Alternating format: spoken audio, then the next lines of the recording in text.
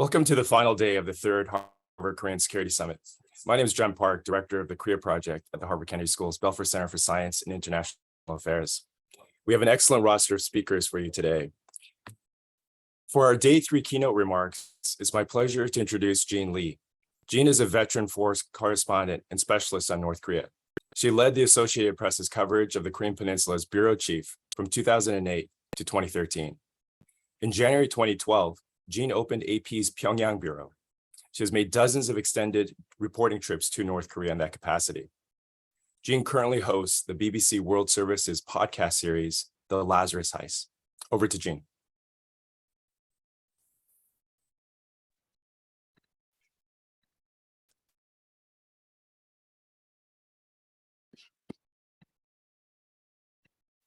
I want to start by thanking John and Alex and the Belfer Center at Harvard for inviting me to take part in this conference. And thank you so much for focusing on North Korea's cybercriminal statecraft, because I think North Korean cyber is still a blind spot in traditional policy circles.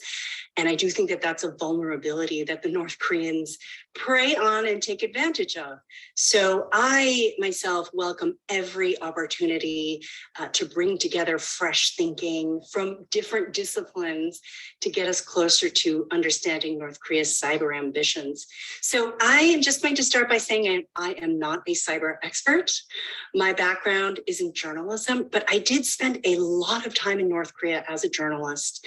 And this was during the last few years of Kim Jong-il's rule and the first few years of Kim Jong-un's rule.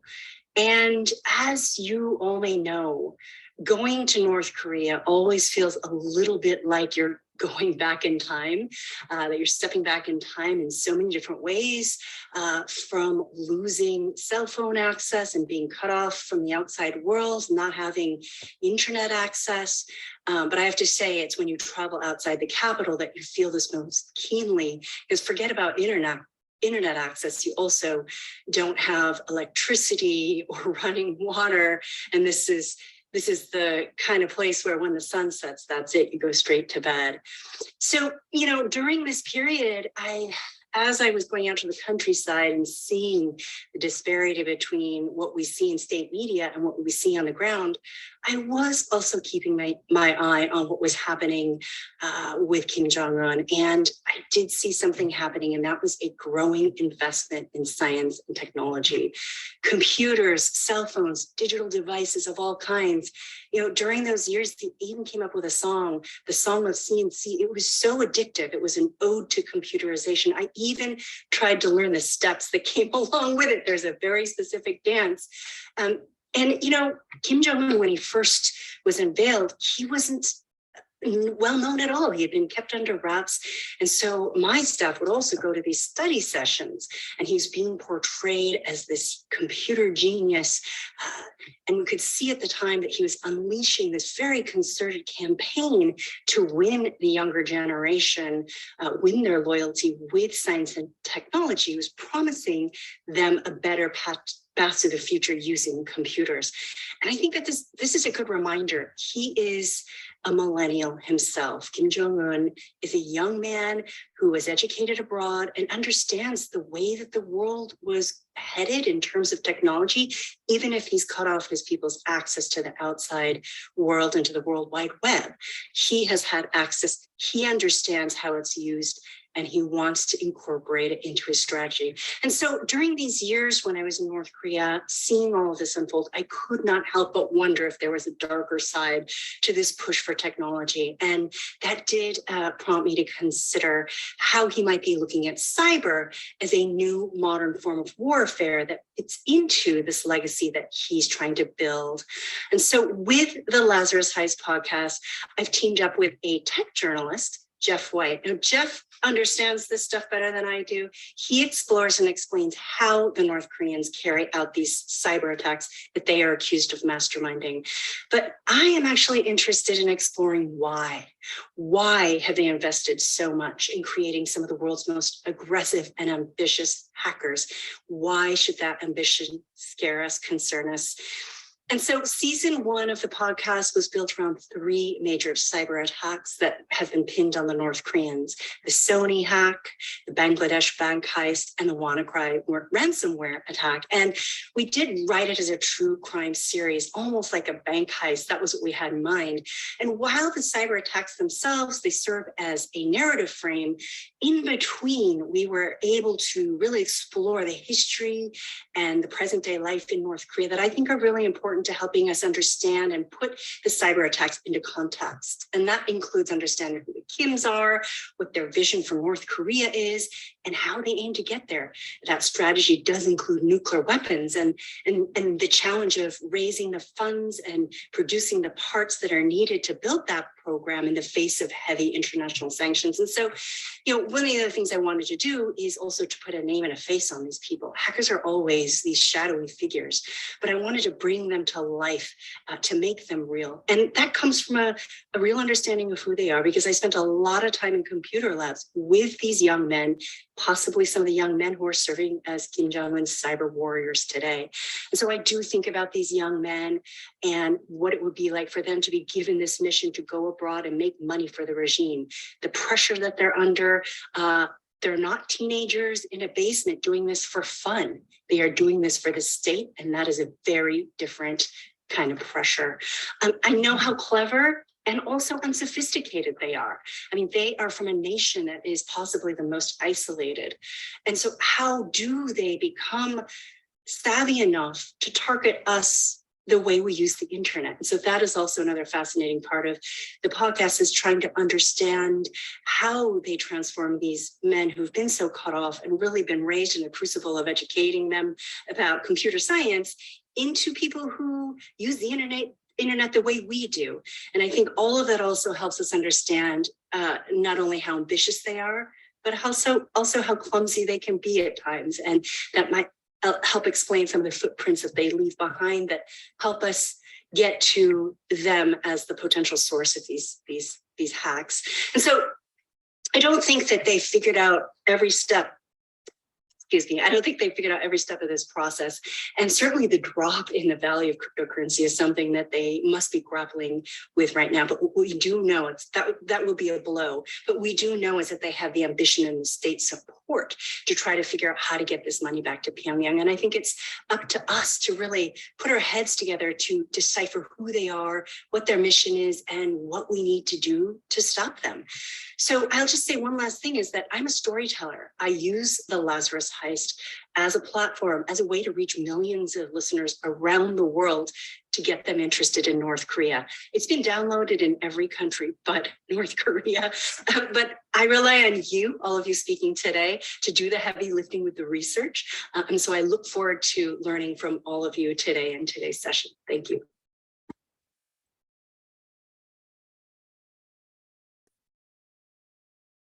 Our thanks to Jean for those great remarks today. It's a terrific scene setter for our panel. Before turning to panel 3, I invite our speakers to turn on their video and mute their audio. Our panel today will examine North Korea's cybercriminal statecraft activities with a group of leading experts from the think tank, government, and private sectors.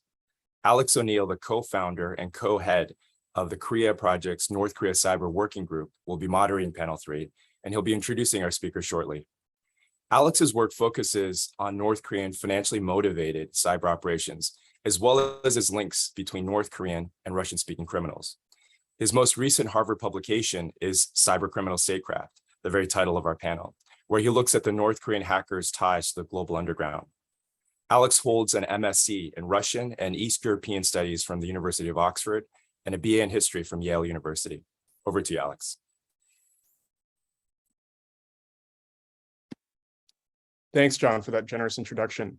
Good morning and good evening, everyone. Thank you very much for tuning in. As John mentioned, my name is Alex O'Neill. I'm an associate here at the Belfer Center, where my research focuses on North Korean financially motivated cyber operations.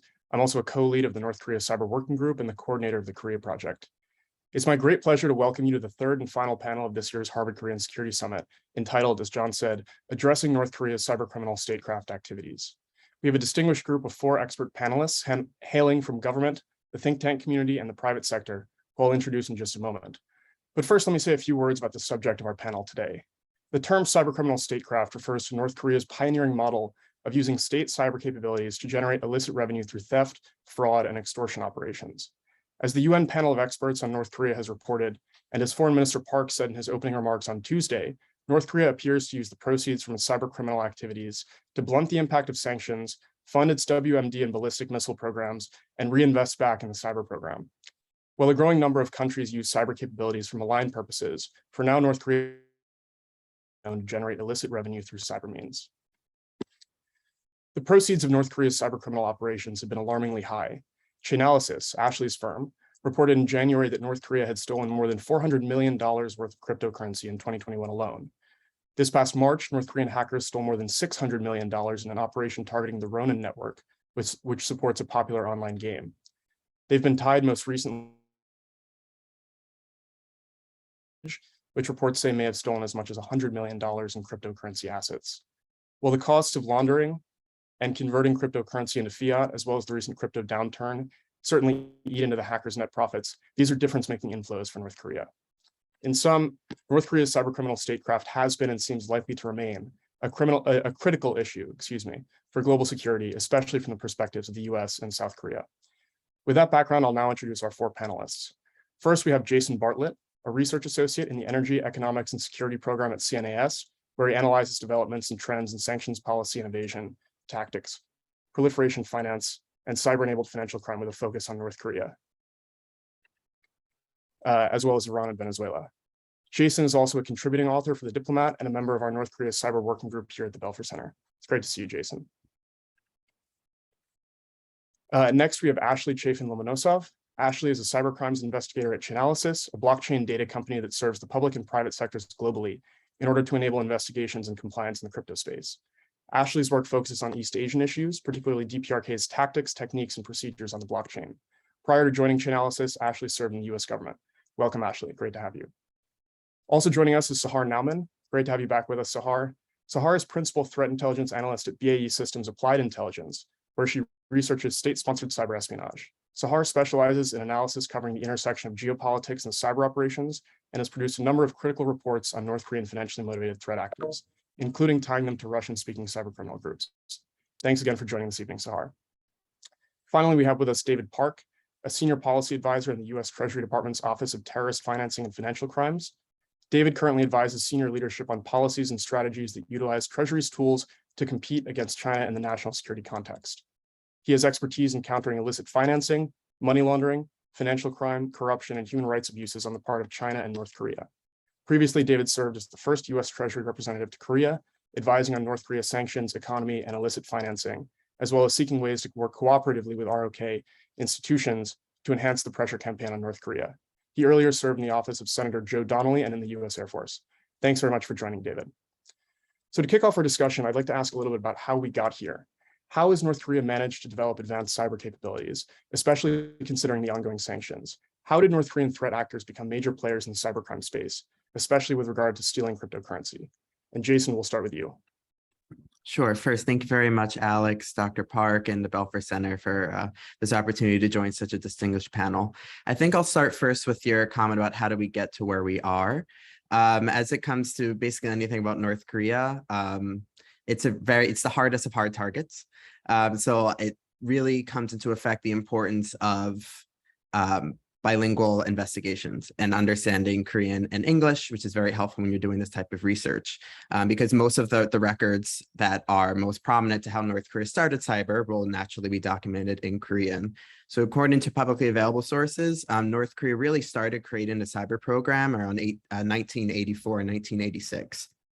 Which also kind of ties into what Jean was mentioning about during Kim Jong-il and how that started then. There was something called the creation of the Medium College or Medium Daehakyo, which was one of the first kind of state-created establishments to focus on cyber and kind of weaponizing the ICT and science and technology kind of explosion of interest in North Korea was having to focus more on cyber. And then that continued throughout the 90s. We saw more universities being created, the Korea Computer Center, Joseon Computer Center, which the Treasury very rightfully sanctioned many years later for actually being responsible to send North Korean IT workers abroad to evade sanctions. So it started in the 80s, mainly focused on ICT and IT in general, information technology, and that form of cyber. In the mid 2000s, late 2000s, it started to be more offensive and target South Korean government infrastructure, some financial infrastructure, but it was mainly the government, more political, military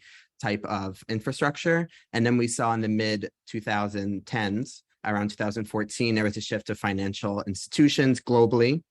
And then 2016, with the explosion of cryptocurrency, mainly Bitcoin, then we saw this massive movement towards financial technologies, cryptocurrency, blockchain technology. And there was also records of the South Korean intelligence agency declaring that about 90% of all their cyber attacks they suffer from are from North Korea, and about 40% of them target the financial sector. So there clearly has been this evolution that despite North Korea being the most isolated country in the world, Kim Jong-un is very aware, as his father was, of acute changes in global finance, in the global financial system, and in global economics. And they saw that cyber would be an area that it could possibly use to have this asymmetric competitive advantage to the United States and South Korea. And then with the explosion of financial technologies and their need to evade sanctions in a more creative way, targeting cryptocurrency and using cybernetic financial crime really seemed to be the best way for them to do so. And that's kind of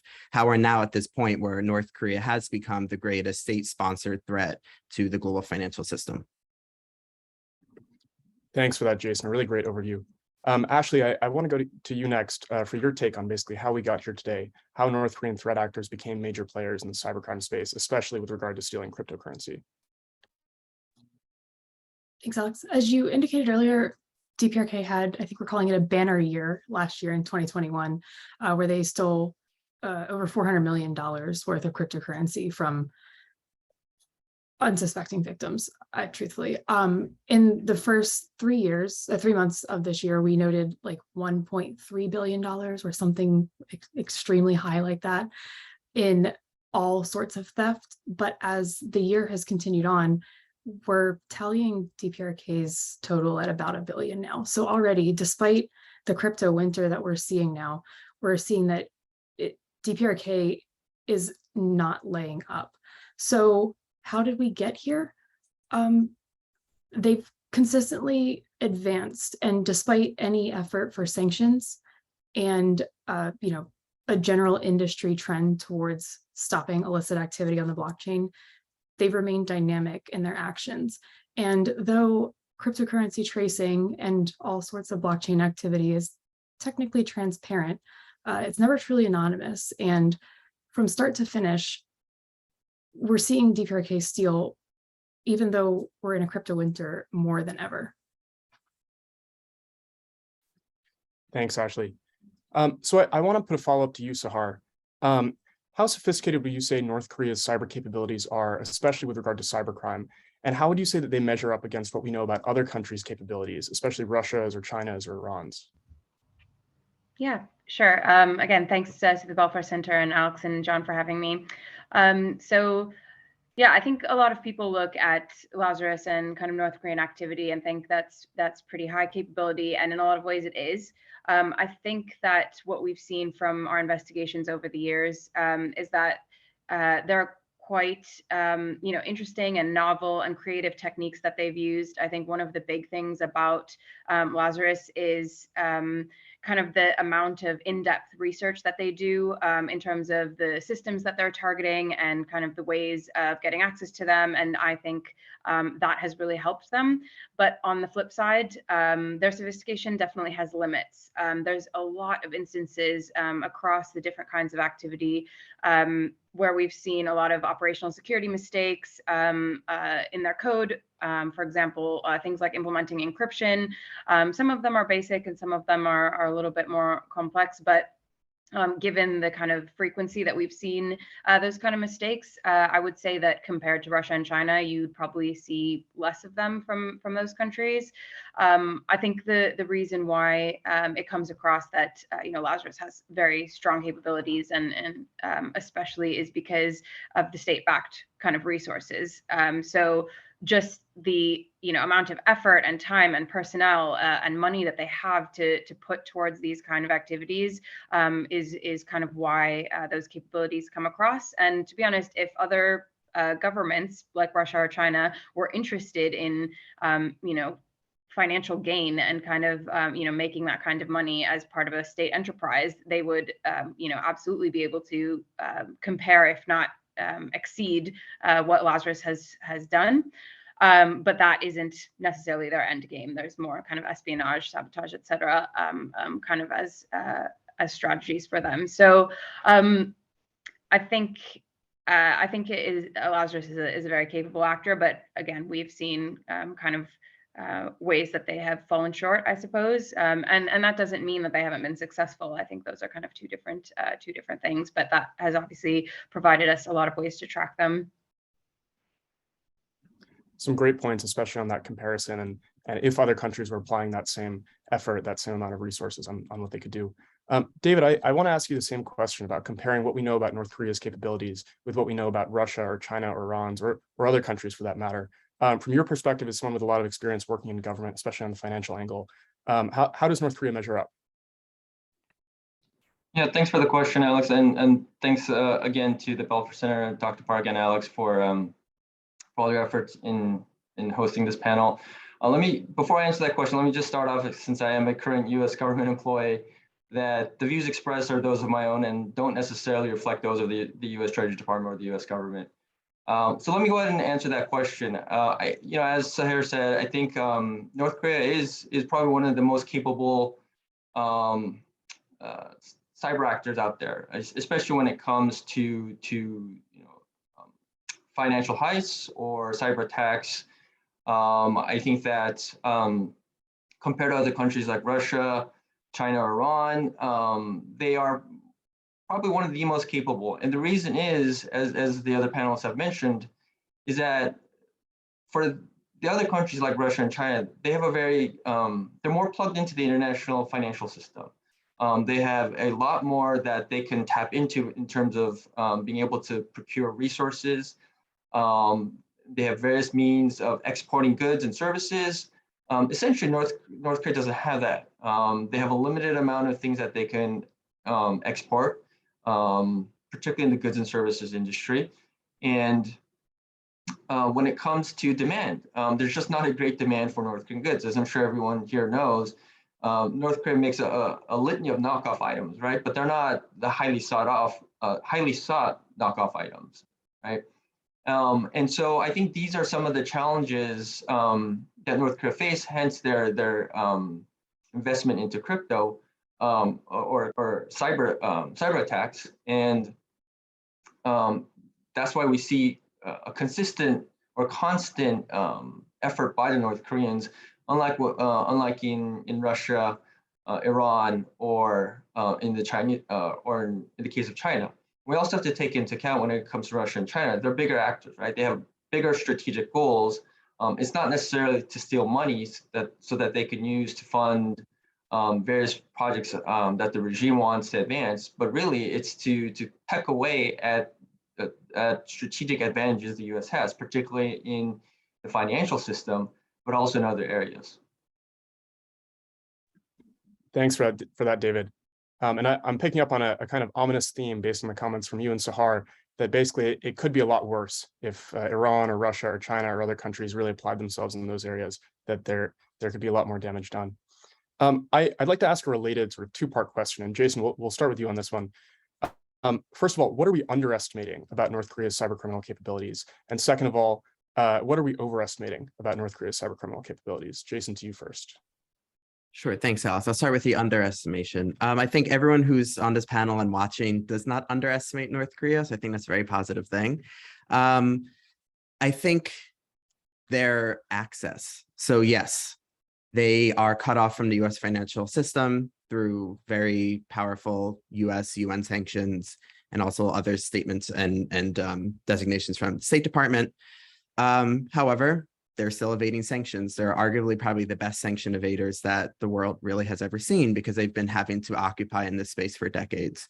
And they might not have access to the greatest hardware to conduct these cyber attacks like MacBooks and things, but you don't need a Mac to hack. And I didn't intend to actually rhyme like that, but it's very true. I mean, there's many reports saying that some of the largest cyber attacks we're aware of, like the Sony pictures in Bangladesh, were from very basic computers that could have possibly been located in hotels in Southeast Asia, right? And it's very hard to actually pinpoint that to an exact location, but you just need good coders, people who know computer science and are good with software. And North Korea reuses its malware, but it's still effective because they rely on human error.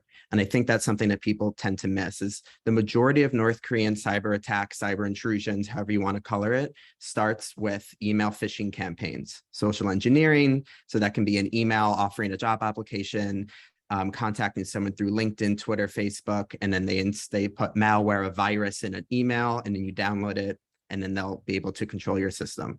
And that's something that I think is highly underestimated, is human error. And that's what North Korea preys on, is human error. You don't need an advanced computer. You don't necessarily need an advanced technological society to be very good at cyber crime. And I think something else to point out is, I personally don't think North Korea necessarily needs to be completely clean, because it doesn't really care about attribution. In the case of China, Iran, Russia, they're mainly doing information espionage, hacking into government systems. North Korea is not going to do that because they're really after money.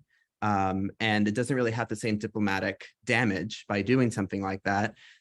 So even if we find out it's North Korea, we're most likely never going to extradite a North Korean and charge them in US soil. It's only happened a handful of times. So I think they understand that there are legal limits of sanctions. There are legal enforcement limits. If they're conducting this activity in China, Russia, or other countries that don't care about US sanctions, and it doesn't really matter. I'm not in any way kind of dissing the strength and importance of sanctions, but sanctioning more North Korean targets will not change North Korea's behavior. You need to target third parties or technologies that are helping North Koreans evade the US system. And I think that's a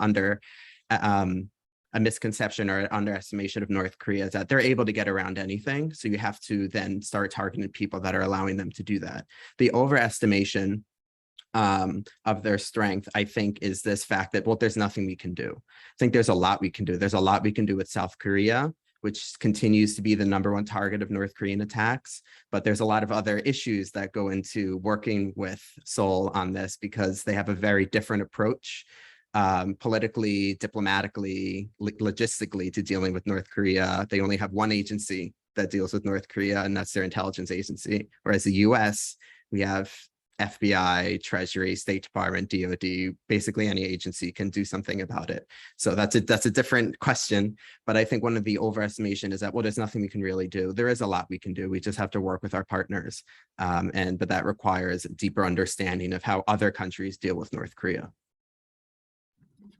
Thanks for that, Jason. And someone is going to poach that line. You don't need a Mac to hack for a paper title or something like that in your future. Sahar, I want to ask the same question to you. First of all, what are we underestimating about North Korea's cybercriminal capabilities? And the flip side, what are we overestimating about their capabilities? Sure, I might start the other way, only because I have less for the overestimating, but I think it's kind of what I mentioned before. I think one of the things to remember is that, at the end of the day, when we discuss any threat actors, we're talking about people, hands on keyboards, humans who are doing these kind of operations. It's not magic. There is a lot of skill involved, but it's still humans. So again, like I was saying, with these mistakes that we see, that can happen to anybody. So I think that is something that we've been able to exploit quite well. And so that's something to continue doing. And overestimation as well. I do think that, given kind of the extreme amounts of money that we see, we're talking, billions of dollars over the course of years and several heists. That does seem quite daunting, as Jason said. So I do think that there are more things that we can be doing. So I agree in that kind of respect. But in terms of underestimation, I think one of the things actually that is interesting that doesn't get talked about as much, maybe because it, doesn't have the big kind of financial heist angle, is that there's a lot of parallel campaigns that are happening at the same time. So, Lazarus is quite good at targeting the aerospace and defense sector in a lot of different countries of interest, like Russia, for example. And I think it's important to remember that they still have espionage capabilities and they're still using them. They're still looking to make nuclear weapons. Russia makes nuclear weapons. There is a lot of interest there. And so we've seen good evidence of that kind of targeting.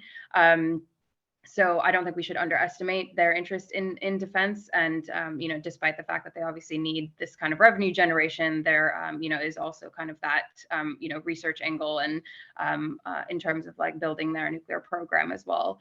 And I think one of the things that Jason touched on as well was the social engineering side. It is still true despite the different kinds of campaigns and the types of activity that we see from Lazarus.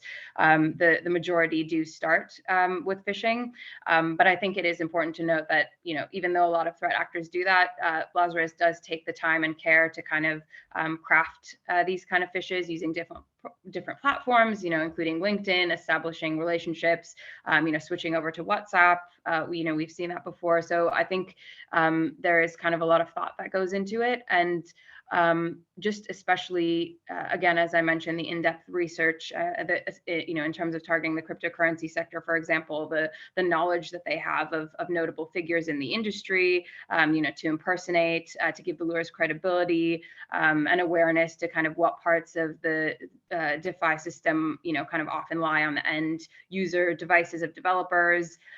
Just kind of this intricate knowledge of how those systems kind of work, and that's very similar to what we saw when they were targeting Swift systems, and the kind of details that they would have to know to access the Alliance Access servers, the Swift software that's running on those systems. So I think just knowing that they have a lot of patience and a lot of time to invest is really important to remember.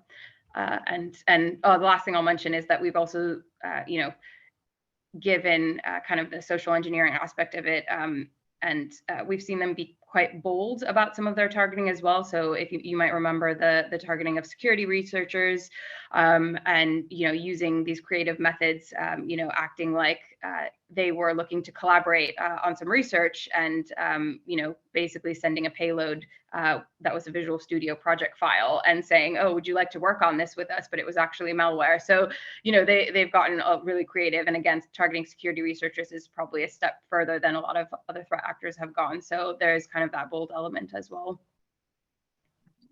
Thanks, Sahar. Those are all really great points. And I just want to highlight one thing that you said a few minutes back, on the idea that North Korea has been targeting Russia and the aerospace and defense industries, things like that. I think that comment dispels a myth that there's a sort of, some folks have lumped Iran and Russia and China and North Korea, broadly speaking, to this bucket of malign actors who are targeting other countries, but not really targeting each other. And so I think it's just a great point that you made that I wanted to highlight. Ashley, I saw you nodding along at one point in Sahar's remarks, and so I wanted to go over to you. Same question. What's your take on what we're underestimating about North Korea's cybercriminal capabilities and on what we're overestimating about their capabilities? Thanks, Alex. Sahar, that was extremely well said. Thank you. To her point, patience was my first answer for what we're underestimating about North Korea's cyber capabilities. So as she stated, all of the hack victims and all of the stolen funds victims have started with those phishing campaigns. And the patience there is that they take time to not only build out a relationship with the individuals that end up either the target or the target of the phishing scheme or the overall target, in some cases with smaller hacks and individuals. They build up the patience to build the relationships and then deliver the payloads. It's never, well, it's very infrequently a random phishing email, though that does happen and has happened recently. It's a very careful and concerted effort to build a relationship and establish that trust. So patience, and truthfully, patience is of the utmost importance too, because we see that on in their blockchain activity as well. So some of the funds from the Ronin breach still haven't moved entirely, and we see that dating back to probably 2015 or 2016 at this time too, where they have funds sitting in wallets idly waiting to move. in certain cases in the past too, we've seen them sit for 18 months, 2 years, 4 years at a time. And then as it coincides with other blockchain activity, they move all the funds at once. So it's certainly a calculated effort too, because while they could cash out, it also could be considered an investment. You know, the Bitcoin that they stole in 2016 is worth a lot more today than they stole in 2016, even though we are in a crypto winter. So hackers can sometimes sit on funds for years, and we see that especially as it connects to DPRK too. Other underestimated things, certainly the complexity of their attack vectors. So how deep they build their relationships. And it almost goes without saying this, but I note that North Korea punches far above its weight in traditional illicit finance and money laundering too, which I feel like David could probably speak very well to. We'd be mistaken to analyze and place its aggression on the blockchain solely on the blockchain. So as far as overestimating goes, we see an extreme and a very interesting lack of innovation. Truthfully, I spend a lot of my day researching DPRK's activity on the blockchain, and even though they've changed up some tactics recently, there's almost a predictable method to what they're going to do next. So while their blockchain activity isn't always 100% predictable, we have a pretty good idea anytime we see large amounts of funds, especially, what's going on. So the only other thing that we're probably overestimating is that their phishing tactics haven't changed. There's some phenomenal open source and just collections of research out there with screenshots that very plainly state that DPRK's wonderful phishing emails are just malicious files, very, very convincingly attached to emails. So sometimes we see that from or sent to victims who are presumably receiving an email from another company in the investment portfolio or a very, very familiar looking email address. So we are overestimating the creativity in their phishing and their initial access and attack vectors. And you know, education is key there. Please don't click on any suspicious links. Thank you for that. And David, I want to go to you. The same question on what we're underestimating about North Korea's cyber criminal capabilities and what we're overestimating about their criminal capabilities. Yeah, I think the other panelists have all, pretty much say what was on my mind as well, and they spoke quite excellently about it. So I won't talk too much about it, but I think in terms of, I think what we're underestimating is, if they are creative enough to evade our sanctions and find new ways to secure revenue, and in this case, using cyber capabilities, I think and Ashley brought up a good point, right? They haven't been all that creative. Their methods have been, for the most part, similar. But I think what we also have to keep in mind is, if they're creative enough to evade our sanctions continuously and find new ways to generate revenue, then at some point they're gonna pick up on what we're doing, right? You look at some of the actions that the U.S. government and specifically the U.S. Treasury Department has done, and I'm not talking just about sanctions. I'm talking about some of the non-sanctions activities that we've done in the past few years, such as the DPRK IT Workers Advisory, the Cyber Threat Advisory with DHS, and I think FBI, the National Proliferation Finance Risk Assessment. There's a bunch of advisories out there that we've posted that talks about, at a very technical level, talks about how North Korea conducts its cyber business and what actors on the other side, so entities in the US or elsewhere, and individuals, what mitigation efforts they need to take to counter illicit North Korean cyber activity.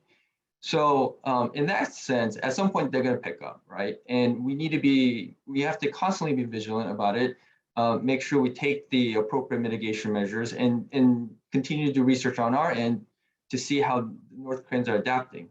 And so that's something that we shouldn't be underestimating, that they're a very capable group of actors, and that at a certain point, they may be able to switch their tactics. I think on the overestimating part, a little skim there.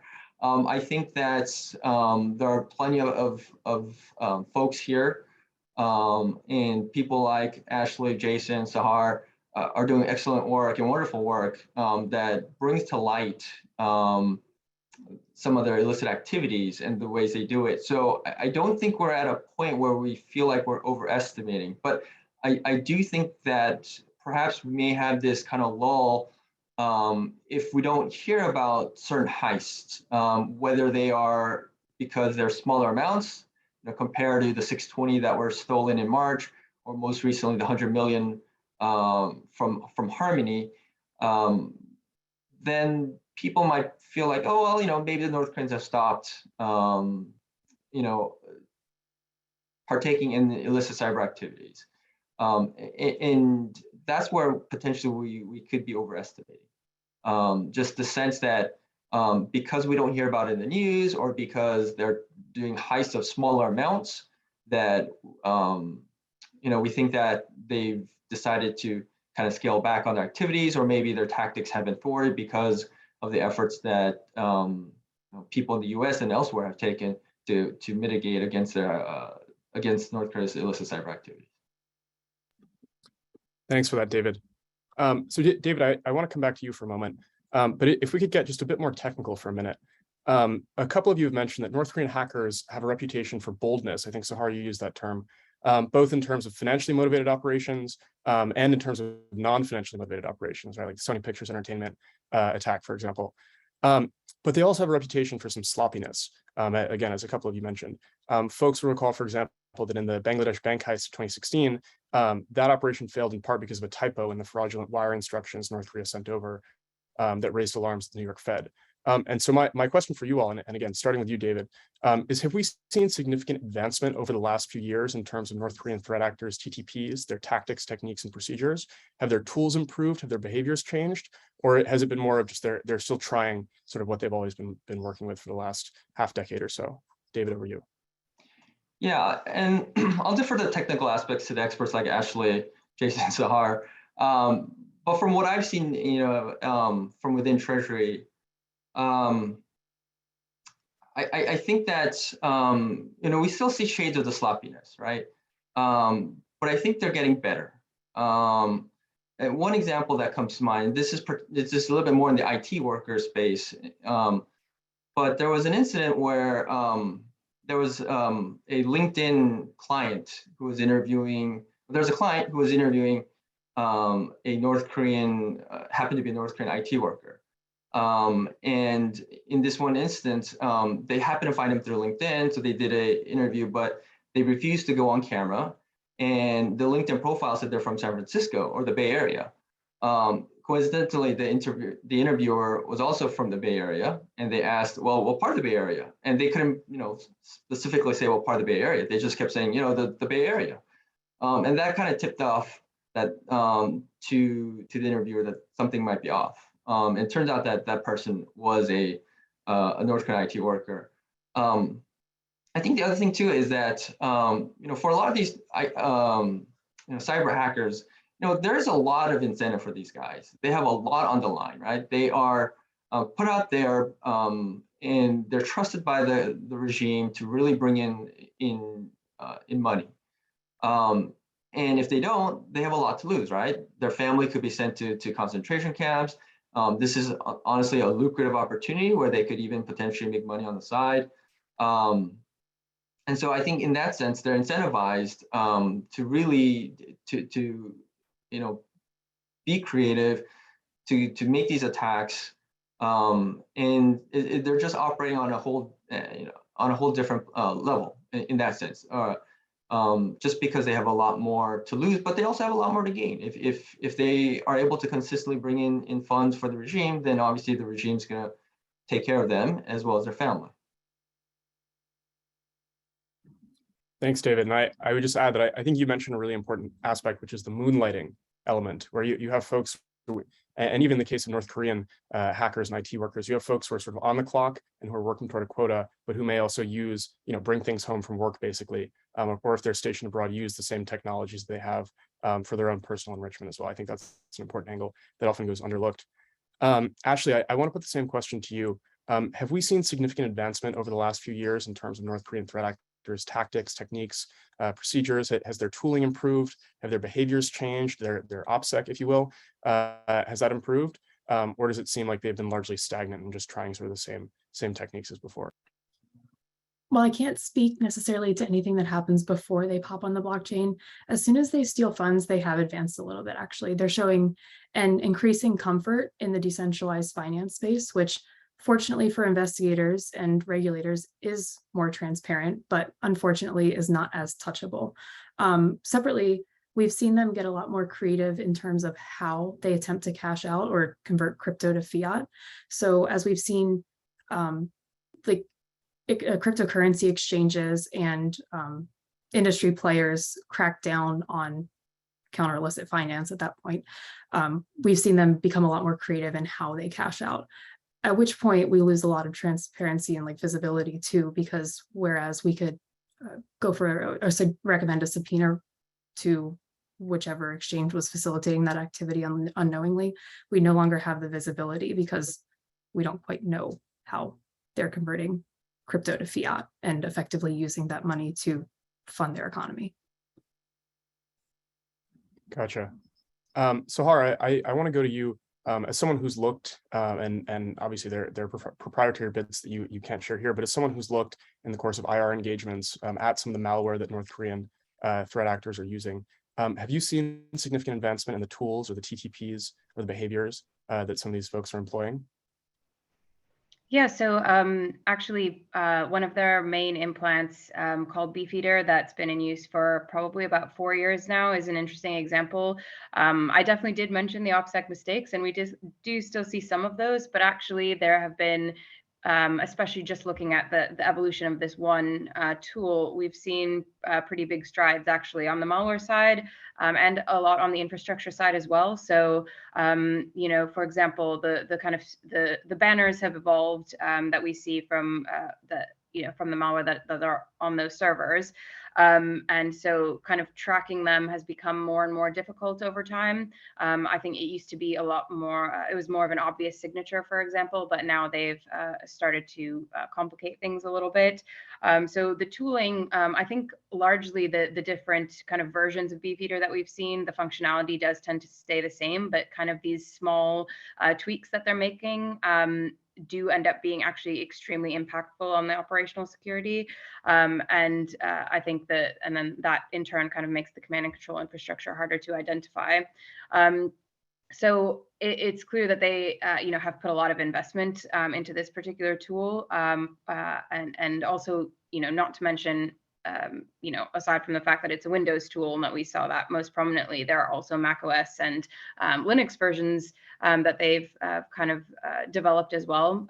So, even these kind of show a lot of improvements, whereas before you'd be able to find kind of a gold mine of indicators in them with function names fully intact, kind of a lot, more obvious. And over time, those have also become more improved, haven't seen as many mistakes. So I think, kind of in parallel to Beefeater developing, which has been used in kind of multiple campaigns, there's other implants that they've developed as well. So I think that the kind of investment and into tooling is definitely an ongoing effort. In that way, at least, I don't think they're relying necessarily kind of on old tactics. Some things do stay the same, as we talked about with the phishing, but it's definitely clear that they're putting effort into developing these tools as well. Thanks for that. All great points.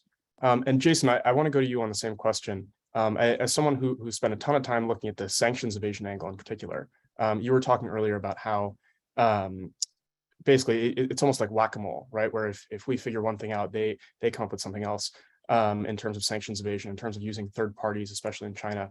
And so I wonder, in the course of your research, have you seen significant advancement in terms of the threat actors' TTPs or their tools or their behaviors in terms of sanctions evasion based on the crypto that they've stolen? Sure. So I think first I just want to make a caveat that while all of these hackers are state sponsored by Pyongyang, not all North Korean hackers are created equal. And that's because the Lazarus group is honestly just a blanket term that we use to describe any state sponsored North Korean hacker. There's many subgroups within the North Korean Intelligence Bureau that focus on different industries. So there's some that focus on the financial industry, some that focus on, as you mentioned, aerospace and defense, some that focus on espionage in South Korea. So we say Lazarus group, but there's many different subgroups and they do have different capabilities and different targets. I know the most about finance, so I'm going to talk about the finance angle out of the others. So for the research that I've been doing at CNAS, I have seen events that also completely agree with what Ashley and Sahar has already mentioned. So I actually authored a report called Following the Crypto, using blockchain analysis to assess North Korea's strength and vulnerabilities. And we looked at 3 specific hacks, one in 2018, one in 2019, one in 2020. And another caveat, one hack in 1 year cannot be a representation of their entire hacking campaign for that year. But what I did see from 2018 to 2020 was this kind of rapid progression and their understanding of how to exploit different financial technologies. So as Ashley already mentioned, DeFi, decentralized finance, really started to be embedded in a lot of North Korean targets in 2020. We didn't really see that as much earlier on. And there are also the different uses of various tools and technologies. So OTC brokers or over-the-counter brokers are essentially cryptocurrency traders that live in different countries that they can either help cash out crypto, so turn crypto into fiat currency or currency that we have in our wallets. North Korea doesn't have access to US banks or the US financial system, so the US dollar, because of sanctions. So they have to rely on other people to help cash out the stolen crypto. So we saw that a lot of using OTC brokers, mainly from China, then unhosted wallets and other type of new financial technology. So North Korea is clearly aware of how to exploit these technologies. In 2018, 2019, there really were no global regulations. The US government and governments around the world are still really trying to figure out how and if and when we should regulate these technologies, while North Korea just continues to exploit them. So we have seen this use of different tools, domestic tools, new financial technologies, other people abroad. And I think the interesting aspect about China is now China banned cryptocurrency, right? So in 2018, when they were mainly using Chinese over-the-counter brokers to help launder money on behalf of North Korea, we might not see that in the future. That is not to say that there might not be Chinese nationals in other regions that are kind of contested, whether or not they are part of mainland China or if they're abroad. Then there's also the Russia question, but Russia also recently is now passing law to ban cryptocurrency in Russia. But what does that then really mean for North Korean actors? Because now we're having the Russian ambassador to North Korea say that they plan to send North Korean IT workers and laborers to the 2 occupied regions of Ukraine that Russia has called independent, and Ukraine severed their political relations with North Korea recently because North Korea recognized those 2 regions as being independent, and China still has not done that. So I think there's a lot more research that has to go into Russia, China. That would be a clear sanction evasions for Russia to import North Korean IT workers or laborers into those regions. But we already know, according to UN reports, they are still North Korean IT workers who could be hackers, like Park Jin-hyuk, who was the one who participated in the Sony Pictures and Bangladesh heist, that have operated and may continue to operate in China and Russia. So there's a huge sanctions piece to this that is continuing to evolve. But I think that's probably one of the main driving factors for North Korea to continue to do this, is that as long as the potential gains from cyber attacks and hacks outweighs the potential risks, Pyongyang will likely continue to do this. And I think no matter what about a crypto winter or how long it lasts, they're still going to gain more potential funds than it actually costs to launch a cyber hack like this. So I think that's something else to take into consideration as well. Jason, I'm glad you brought up the crypto winter. I was just about to circle back to it. Ashley, you made some comments on that previously. And for the folks who are unaware, crypto winter is a term that refers basically to the massive decline recently in the value of a lot of cryptocurrencies across the board. Some have failed outright, others are down 70% And it's not just big cryptocurrencies, it's altcoins, all kinds of different cryptocurrencies have lost tremendous amounts of value. And Ashley, to what you were saying before, right? If a team of North Korean threat actors has stolen, call it $100 million worth of cryptocurrency, right? Putting aside the fact that you have to pay at each point where you're converting, where you're laundering, but then converting into fiat, so you're losing significant chunks there. If the underlying assets value decreases by a really substantial percentage, then by the time you reach the fiat currency stage and bring that back to support your WMD program or your ballistic missiles, things like that, there's a huge drop in value. But so Ashley, I wanted to ask you just to expand a bit more on what you were saying about the crypto winter earlier.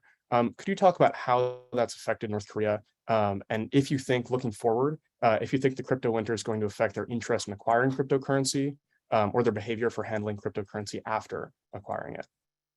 Certainly, yes. So I work with an incredibly talented cadre of investigators at Chainalysis, and we're constantly trying to examine DPRK's activity versus the value of crypto. So something to consider, as I kind of stated earlier, the $600 million that they stole in March of this year from the Ronin Bridge would have been nearly double that last year.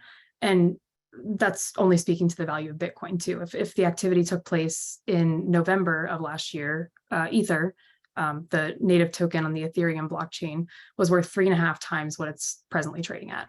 So it's not to say that they're not vulnerable to a crypto winter. I mean, we all are. But as the converted value of crypto fluctuates, it could be viewed as a carefully calculated investment by DPRK because the value of crypto will go back up. So they may not have it right now, but if traded, could fund their WMD program with that.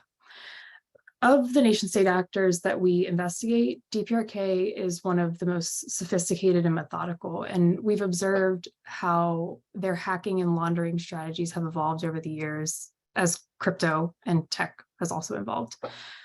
I think it's important that before I go on, that I recap their advancements, and I'm specifically speaking to the last 4 years. We've noticed an increase focus on crypto other than Bitcoin to include theft, an increased use of cryptocurrency mixers for obfuscation purposes. They're basically services on the blockchain that tumble or mix your funds to separate the source from the destination. And we've noticed, as I said earlier, their growing comfort and increased use of DeFi. So they have both the ability to hack DeFi platforms and use them to launder. So in terms of the crypto winter, I think that they would be the most shocked really by an industry-wide effort to ramp up compliance. And they'd have essentially a more difficult time finding cryptocurrency exchanges to cash out at. That varies in how they do it. There are a bunch of methods that they may use, be it identity theft or truly hiding in plain sight. But an industry-wide effort among centralized cryptocurrency exchanges to stop all illicit activity goes beyond crypto. But since that's in the industry that I can speak best to, I'll go from there. They would have a difficult time bouncing back if any of their typical laundering methods would stop. So I give nod to OFAC for sanctioning the first cryptocurrency mixer in April of this year. It was called Blender, which DPRK heavily relied on to launder their funds. So does that cover start to finish the question? I feel like I might have missed a part of that. No, that's super helpful. And you mentioned OFAC. David, I want to turn to you for your perspective on this. First of all, I guess, how do you think the crypto winter is going to affect North Korean behavior as it pertains to stealing or generating cryptocurrency and handling it after? Your perspective on that. Sure, Alex. I agree with Ashley. I don't see them changing behavior. The crypto winter had already started when the March heist took place. And then I think, was it earlier this month, there was the Harmony heist of 100 million. And the winter was getting colder, so to speak. And yet they still went after cryptocurrency. So I think this is, until they see that the global community is really putting up a strong front, meaning they are taking the appropriate steps to mitigate and protect against DPRK cyber heists, until they see that and they encounter that, I think they will continue to do that because it's an easy way to steal money, especially from countries who may not have the resources to commit to cybersecurity, or individuals or organizations who just don't have the knowledge or the resources to commit to the necessary measures to protect themselves from North Korean cyber hacks. And like Asher said, we anticipate cryptocurrency to go back up again. Obviously, we don't know when, but we anticipate it's going to happen. So it's a good investment, right? And you continue to steal, hold it, and in the process of continue to conduct these heists, they also get an opportunity to fine tune their skills and develop new tactics. So in a way, I for those reasons, I still see them continuing in that specific behavior. It's a really interesting point. Jason, I wonder if you agree with what Ashley and David have said. Yes, I don't have anything to add. Yeah, I agree 100% with what they're saying. Gotcha. Well, let me push you a little bit, Jason, on sort of stepping back a little bit. What are other shocks that could affect the North Korean regime's interest in cybercrime and cryptocurrency? And how connected is that interest to the broader geopolitical context, especially regarding things like sanctions or the ongoing developments with weapons of mass destruction in North Korea? So if I may, could I change the word from interest to success? I don't know if North Korea will ever lose interest in crypto.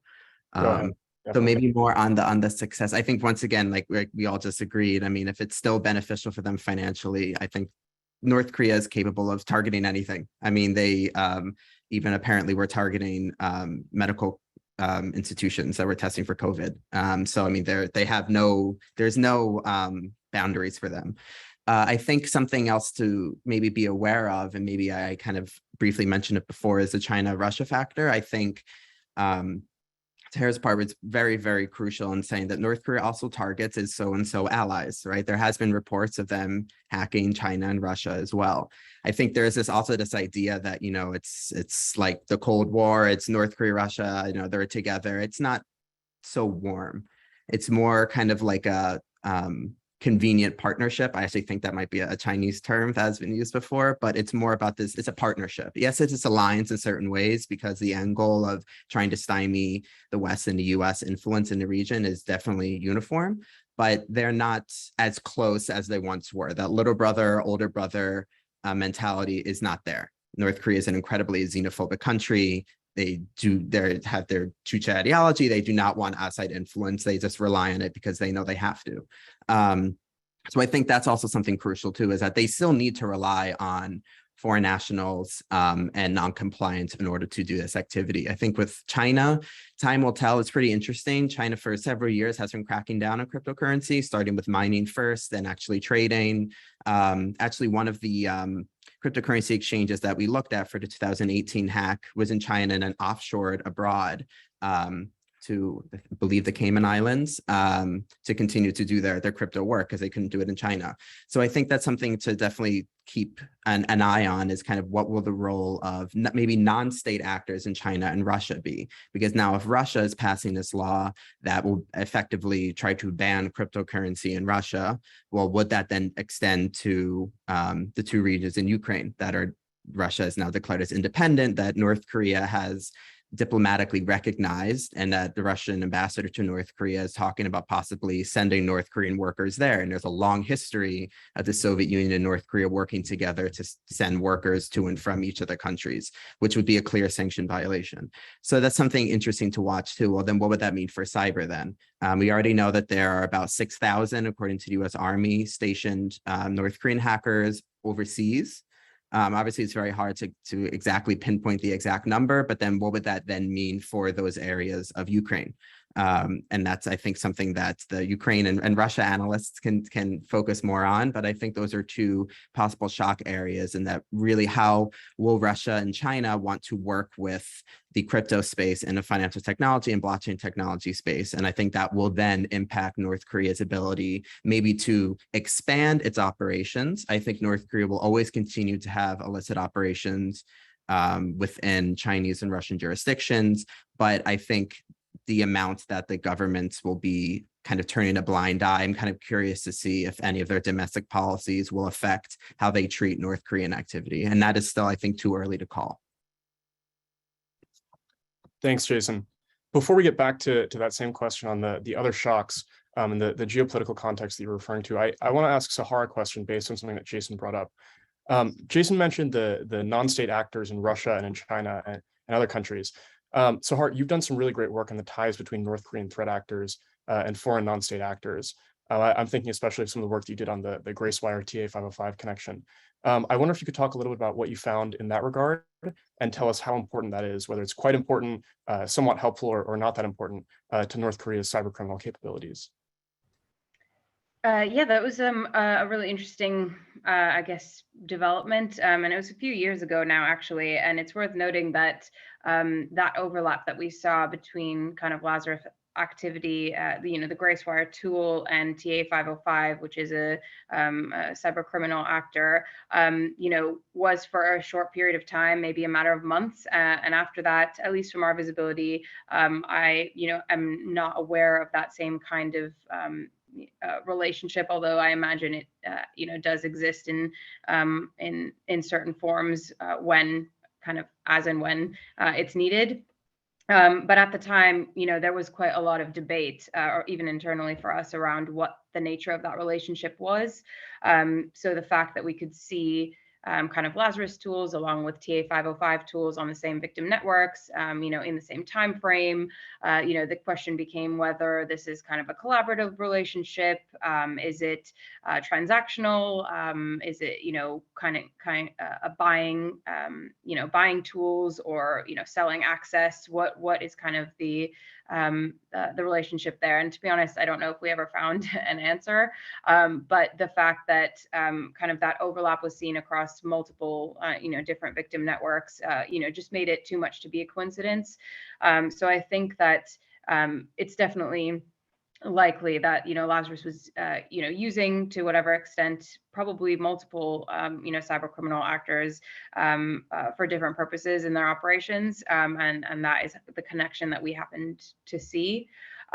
So and we've seen kind of Lazarus do similar things in other capacities. So, some examples are things like ransomware. So, in a Taiwan bank heist in 2017, Lazarus used a variant of Hermes, which is a ransomware that they didn't themselves develop, but they could have bought. So it's not, there are multiple actors who kind of take advantage of that market to either buy tools or buy access. And there's quite a lot of actors who, build their entire business models around that, that kind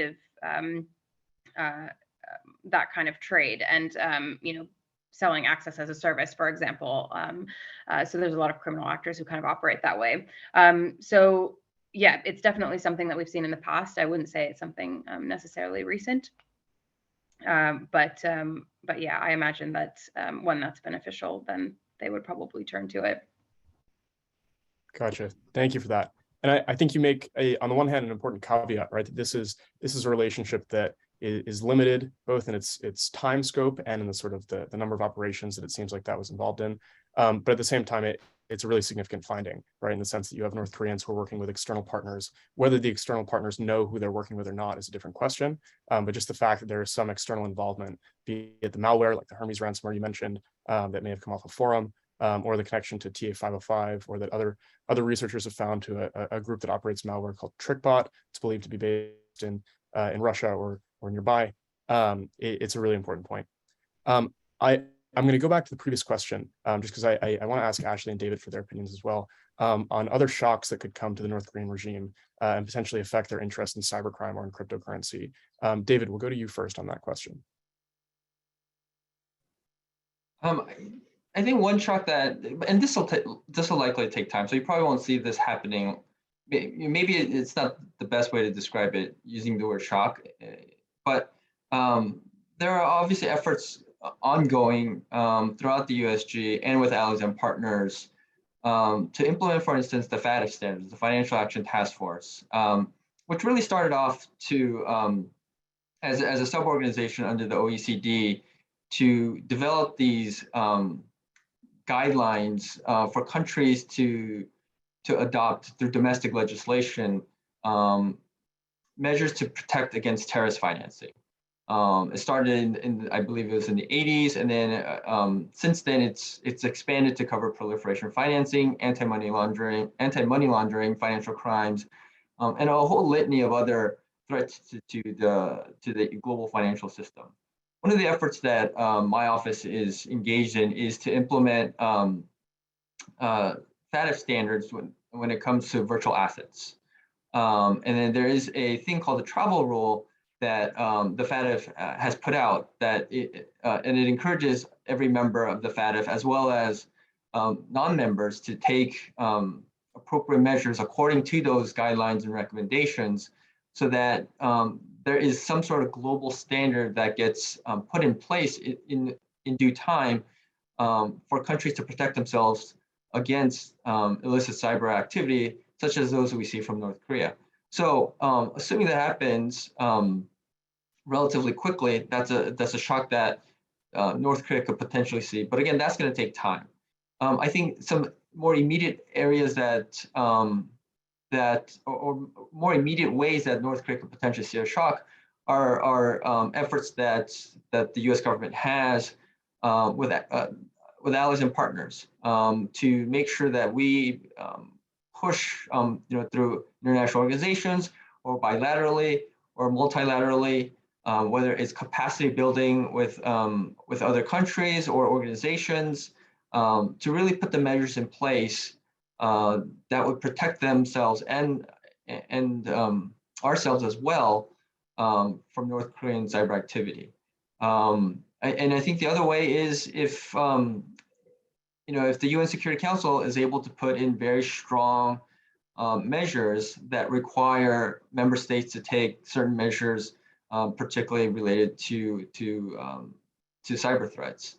But that itself is going to be a challenge, as you know. And most recently, the draft UNSCR passed.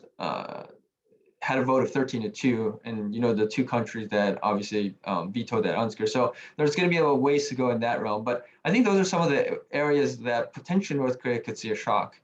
Short of them just all of a sudden losing some sort of capability on their own. So I'll go ahead and stop there and turn it over to Ashley. Thanks, David. And we'll circle back in just a moment on some of those other points you made. But yeah, Ashley, over to you on any other shocks you might anticipate, things that could affect the North Korean regime's interest in cybercrime or in cryptocurrency. Yeah, thank you. I briefly touched on this earlier, but as exchanges beef up their compliance, DPRK is having a harder time cashing out. So what they try to do is obfuscate themselves on the blockchain.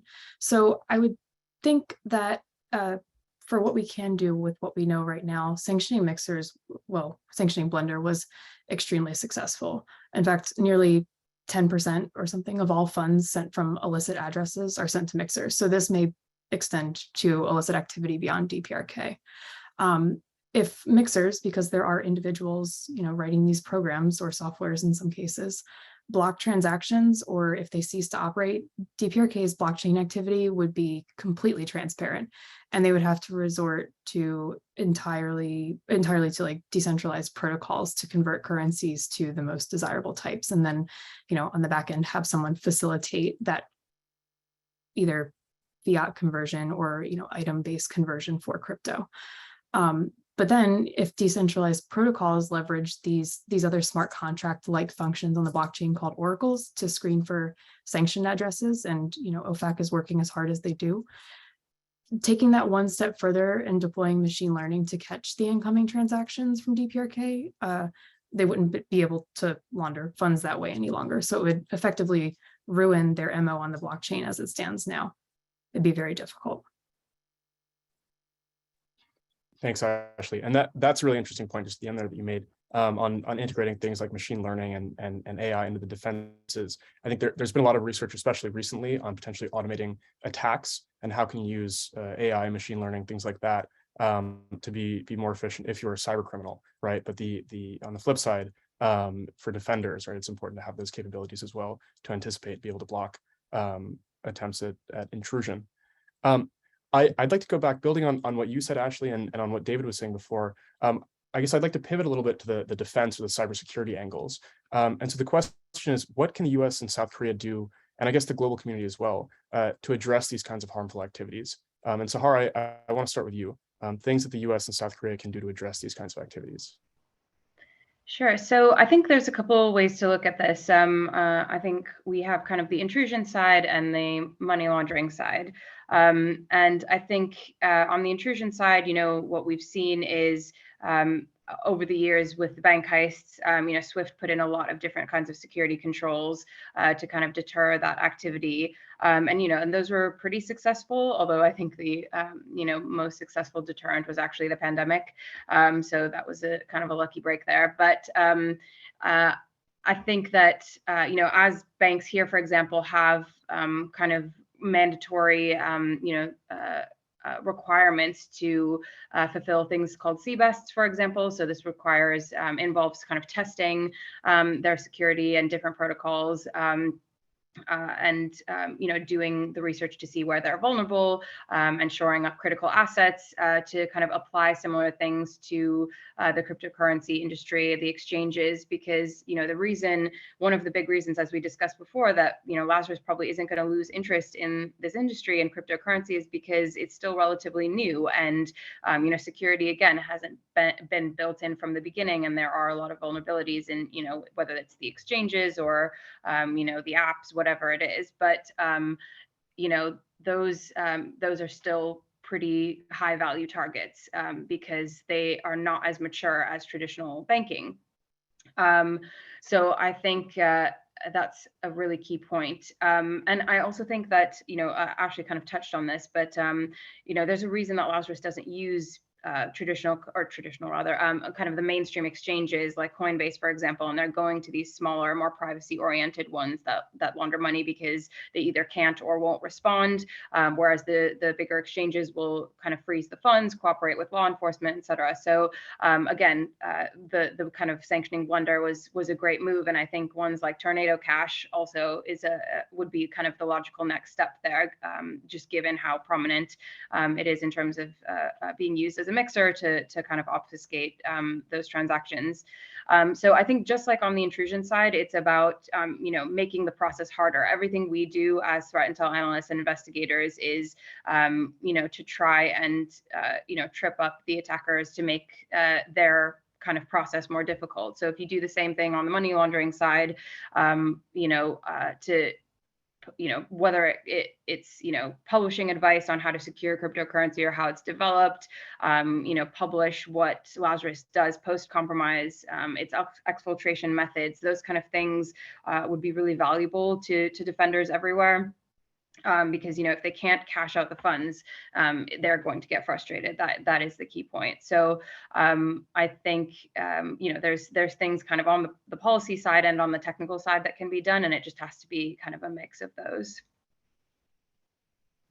So Sahar, I have a follow-up question that I'd like to ask you in just a second. Before I do that, I want to invite our audience to please submit questions using the Q&A function.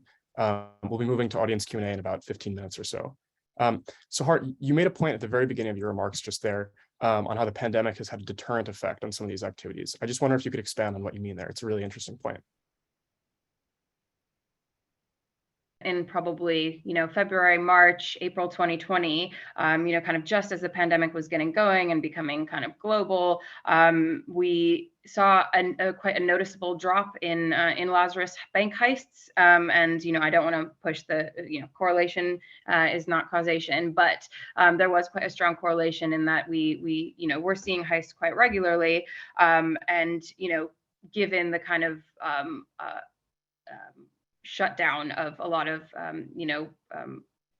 kind of transport and other things and the lockdowns that were going on around the world, the problem ended up being not the intrusion side, which obviously can be done remotely, but the cash out side. So for a while there, Lazarus was quite interested in making quite successful attempts at using ATMs for their cash outs. And this was obviously across a number of countries and using different kinds of money mules, probably different groups that they were hiring or cooperating with. with, but that was all physical, and that's quite difficult to do. If you cash out the money, what are you going to do with it after? How are you going to get it to places where it needs to be used, whether that's Malaysia, China, or all the way back to North Korea? So what we saw there was quite a break because of those physical restrictions and the barriers to travel and things like that. We kind of saw that drop off in heists, which never really picked back up again. And I think, the pandemic only accelerated the interest and exploitation of cryptocurrency, because that's something that we saw Lazarus interested in, as far back as 2017 and maybe even before. So they were quite forward thinking in that regard, but I think the pandemic just accelerated kind of using that as a primary target, just because of the issue of cashing out. Appreciate it. Super interesting point that I think goes under discussed in a lot of the conversations on cyber. Again, you made the great comment before, Sahar, in the very beginning, that we're dealing with folks who are sitting behind computers, that they're real people, right? And so we have to think about the effects on human beings. It's not just something that happens. Like you said, it's not magic that these things take place. David, I want to go to you on the defense and cybersecurity angle. You mentioned a bit earlier in the conversation some of the threat advisories, the cyber advisories that Treasury has put out. I know you guys have been quite active recently with some new ransomware called Maui that's been discovered, and a couple of other North Korean cyber threat advisories. I wonder if you could speak a little bit to the value of those kinds of things, right? The advisories, and even more broadly of indictments, other things that aren't quite the visible steps like sanctions or asset seizures, but in terms of that information sharing. Can you speak to the value of those measures? Yeah, absolutely. I think from our perspective, those advisories are opportunities for us to engage with the private sector, both individuals and organizations. It's an opportunity to share information that we have been able to discover, and assessments and methods that we think that the private sector could use to protect themselves, and in so doing also help our efforts to counter North Korean illicit cyber activities, or in general illicit financial activities. So I think those are very helpful. It's also a tool that we can use when we do direct engagement with certain sectors of the industry to highlight some of these nefarious activities. I think you mentioned earlier the ransomware, or maybe it was Jason, the ransomware. I think it was ransomware. Yeah, the Maui ransomware against the healthcare sector. And just showing that there's a variety of ways that North Korea could use illicit cyber activities to conduct havoc. And it doesn't necessarily always have to be them going into a bank to steal money or steal cryptocurrency. It could just be something as simple as phishing attacks, ransomware. And these are also opportunities for them to fine tune their skills, right? So these advisories are useful opportunities for us to share with the public and the private industry that these are the things that you need to be aware of. But it's also an opportunity for us to share that, look, this is what's happening. If you decide to, most likely unknowingly, pay the ransom amount, you could be subject to U.S. sanctions violation. So letting them know as well, what our regulations are, what our laws are, particularly when it comes to sanctions, and potentially even, and this would be more in the FBI's lane, but in terms of asset seizures, just letting them know of what they could potentially put themselves into by engaging with the North Koreans and falling victim to some of their demands. Hopefully that will give them enough reason to be more alert and to practice more greater due diligence so that they don't fall victim and inadvertently advance not only North Korea's capabilities but their ability to acquire funds to advance their nuclear weapons program. Yeah, David, those are really excellent points. And I think it's something that we, as folks who research North Korea and look at various different angles of the sanctions evasion, the particular operations, all kinds of different elements of this North Korea issue. It's something we maybe take for granted, right? But the folks who are becoming victims, whether they're operating crypto exchanges or banks or private companies, things like that, right? They're probably not thinking on a daily basis about the threat posed by North Korea. So getting that information out and sharing, especially in foreign countries, the capacity building element, I think is really important. Ashley, I want to go to you next. In terms of what the US in particular can do to address these kinds of harmful activities, I wonder if you have anything to add on that. I don't have much to add, but I'd like to reiterate two things. Education is key. Everyone should be investing in very, very robust IT and infrastructure security training, creating training programs to bring awareness, as Sahar said, and publishing all sorts of activity and things to be on the lookout for. I briefly touched on it earlier, and it's been stated very, very eloquently by the rest of the panel. Implementing FATF's recommendations for both traditional financial institutions, as much as possible, training, appropriate onboarding for new customers, taking risk-based approach, and ongoing monitoring of regular and account activity that aligns with the behavior that it should have, but also, encouraging centralized exchanges for cryptocurrency to better audit new accounts and account activity and stop facilitating illicit activity.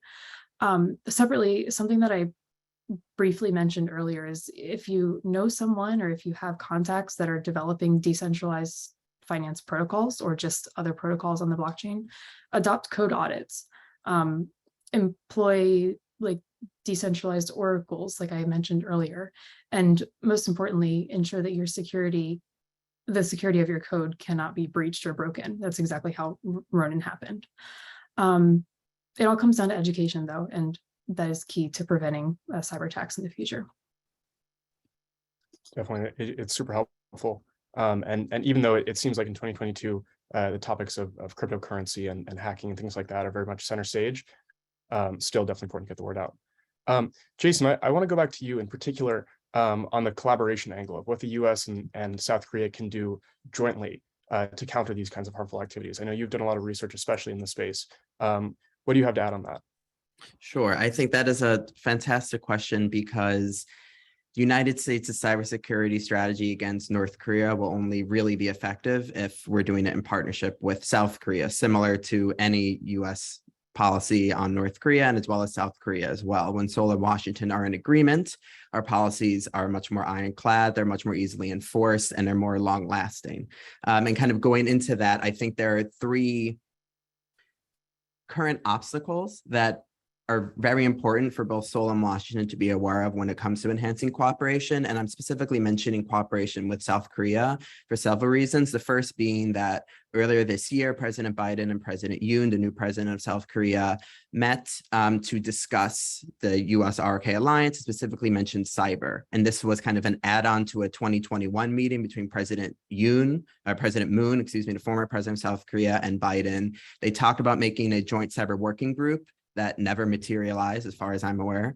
And then in 2022, when President Biden met with President Yoon, they talked about bringing this back. And for the first time, they mentioned cryptocurrency, North Korean cybercrime, and blockchain technology. And that was not mentioned in the first cyber working group. So it is clearly a stronger interest now in Seoul to work together with Washington on these issues, which is very important because some of the obstacles that Seoul and Washington will have to navigate are very long-stemmed issues that the US and South Korea have struggled with before. The first is, unlike in the US, where our stance on North Korea really doesn't change that much, whether we have a Democratic or a Republican president, or Democrat or Republican president, whereas in South Korea, it does fluctuate pretty significantly depending on which party is in power.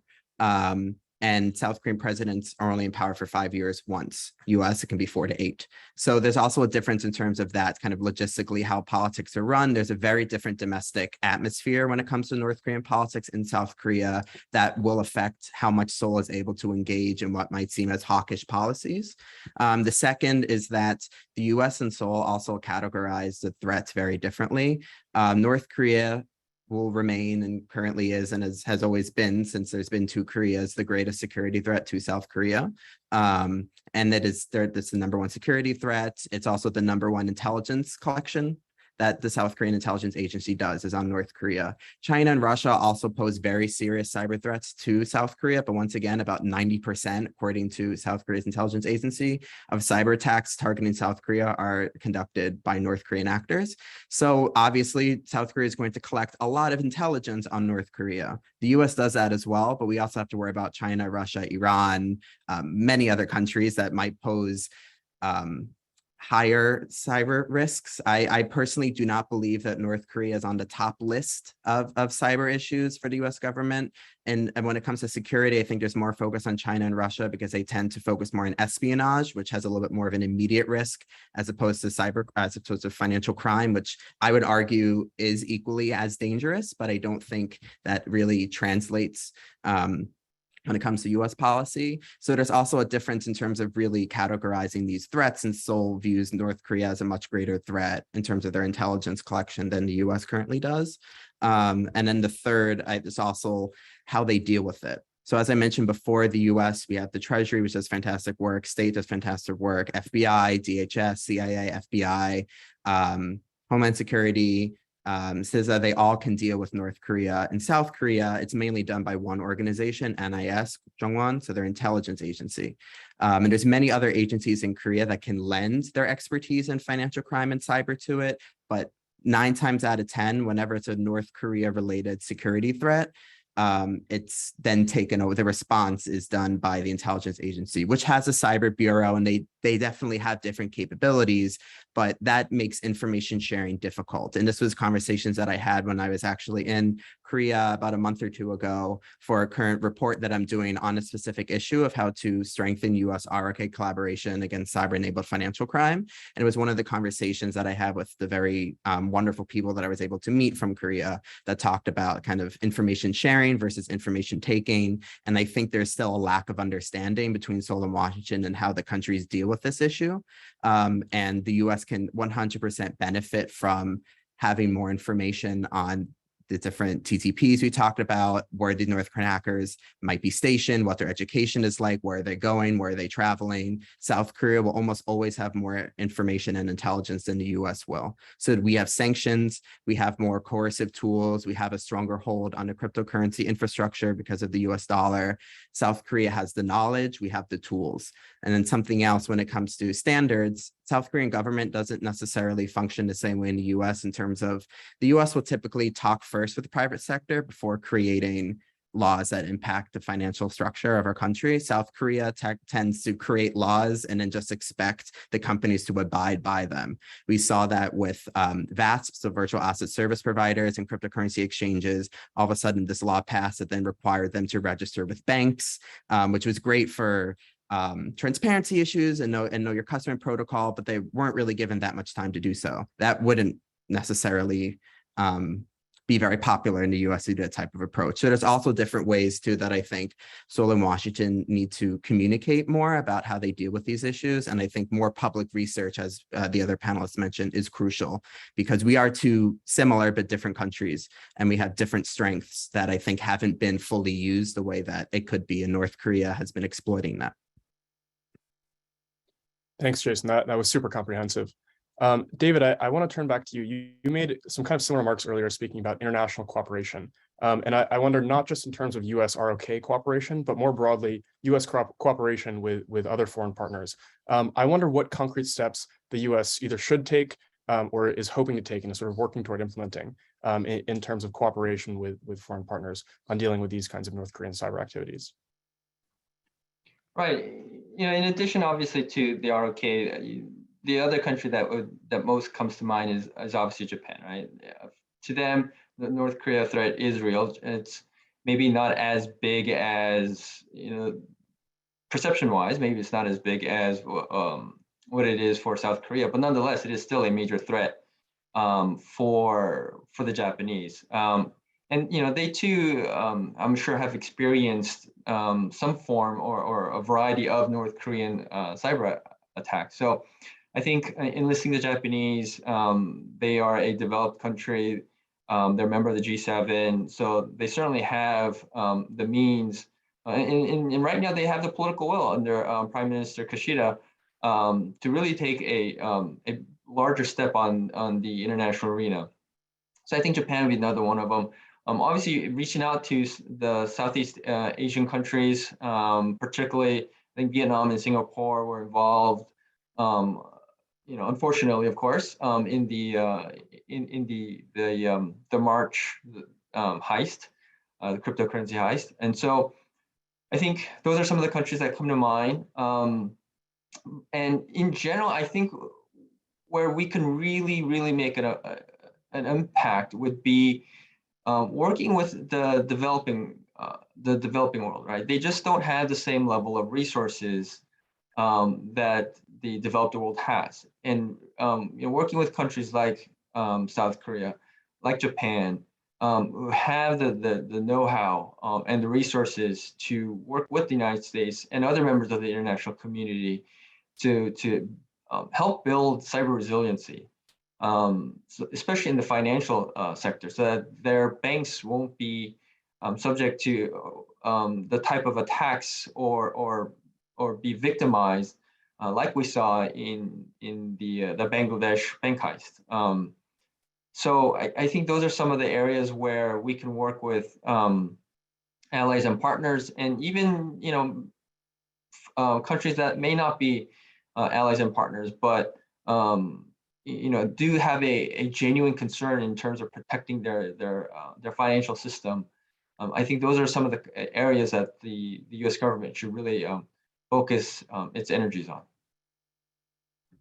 So I have a follow-up question, and I think we have the perfect group to address this. My question is, what role can public-private partnerships play in addressing these kinds of issues? And I want to go to Ashley first, as someone who has experience both in government and now in the private sector. How do you see the role of public-private partnerships playing out? Communication is the first thing that came to mind, Alex, honestly. When you have an existing partnership with a company, it's a lot easier to talk to them when something maybe goes wrong. So in some instances, having great connections with the cybersecurity industry or incident response companies may help us connect one of our potential customers to them faster. And when we have that partnership established already, they can get answers faster, we can get to investigating faster, and ultimately, work to stop any activity possible. So public-private partnerships go a long way, especially when you're in close contact and establishing that sort of relationship early. One other thing that I would say is that the more transparency that we can provide without having to, formalize our communications and, really like be careful with what we say, is when we have these working level relationships with some partners, again, we develop that closer bond, and it's a lot easier to communicate in times of stress and when we need to move quickly. It's really interesting. Jason, over to you. Same question on the value of public-private partnerships in the space. Sure, I mean, I don't have really much to add beyond what Ashley just articulated. I think communication is key. I think I will continue to harp on the Korea angle. I also agree 100% with David about the importance of bringing Japan into the fold. There are obviously geopolitical issues with any type of trilateral agreement, especially right now. But I think that it is key for the future. But I think focusing right now on the cyber working group already promised to be established between Seoul and Washington, I think having public and private sector researchers involved in that process would be incredibly helpful, because I think that public space like the think tank and then private firms like TRM Labs or Chain Analysis or Elliptic that can offer really intensive and investigative driven analysis on malware use, and that extends beyond just North Korea. It extends to China, Russia, Iran, many other countries that also use kind of similar tools, but in a different way. And I think having some type of advisory board where they're able to communicate with US government officials or South Korean government officials or any government official that really wants help, I think would be really beneficial, because usually, we have regional programs that are focusing on one thing. That's not always the case when it comes to like the cyber working groups, and it's not their day job, right? They're volunteering to participate in these kind of bilateral talks. It's not their number one job unless you're an ambassador. So I think that more engagement with NGOs and the private sector is key, because we can offer our expertise, and we can also attribute hacks to countries with having less diplomatic blow to it. If you are if you're going to attribute a hack to a Russia state-sponsored actor, a Chinese state-sponsored actor, that has a lot of diplomatic weight. North Korea doesn't really matter because we don't have diplomatic ties with North Korea, but it is a big message to say Beijing hacked this company. I think that probably went into why it took so long to really fully publicly attribute the Microsoft hack that China did to China, because there's a lot of diplomatic backlash that can come from that. But if it's a public or private sector doing that, you're still getting the message across without kind of making that diplomatic bargaining chip kind of useless. So I think that is also important too, is that really finding out what's the best use that the government can have for us and how can we help inform our governments to make a safer crypto and cyberspace. Yeah, I think those are all really important points. And Jason, I would just commend you in particular for the work that you and your team have done at CNAS to bring together a lot of those folks, right? Of course, in the public-private realm, I think think tanks sometimes get left out, but there's a sort of central node there. And I think you and your team have done an awesome job of bringing folks in the private sector and in government together to sort of build those relationships and conduct some research in that area. David, I wanted to go to you as well, more and obviously in your personal capacity, but from the government perspective, generally speaking, what value does the government see in those public-private partnerships? Yeah. I honestly, like personally, I think that we have underutilized those partnerships. I think they are a tremendous tool for the government. One, from a messaging perspective, the work that Jason does, the work that Ashley does. I mean, imagine if we are like attached to the hip and we're able to, combine our efforts and really get the information out there in a timely, consistent, and expedient manner. The amount of knowledge and potentially resources that industry and individuals can have as a result of that effort could really make quick and big headway in terms of countering illicit cyber activity, particularly from the North Koreans. But at the same time, it's also an opportunity for us to, having that partnership. It's also good for the government because we can learn from the experts. People like Ashley and Jason, they get to, whether they find it frustrating or not, I would imagine to a certain extent they do, working on DPRK issues. But they put so much effort and are able to produce so much good work. And in government, we just don't have the same amount of time or the resources to be able to commit to such research. And so being able to learn from them and have these discussions. And I like what Jason proposed in having private groups be part of working groups. And to be able to leverage their expertise and knowledge it's basically a two-way street. And I think that we as a government can do and should do a better job of reaching out and working more closely with those in the private sector. So just a quick follow-up. You mentioned that there's room for growth. And I wonder in concrete terms, is there anything that you're hoping will take place over the next year or so or in the longer term in terms of, as you said, sort of getting more joined at the hip, being able to act more quickly and work in tandem in a more efficient way? Yeah, I think in the immediate future, what we can do is get experts like Jason and Ashley and others involved in some of the working groups, right?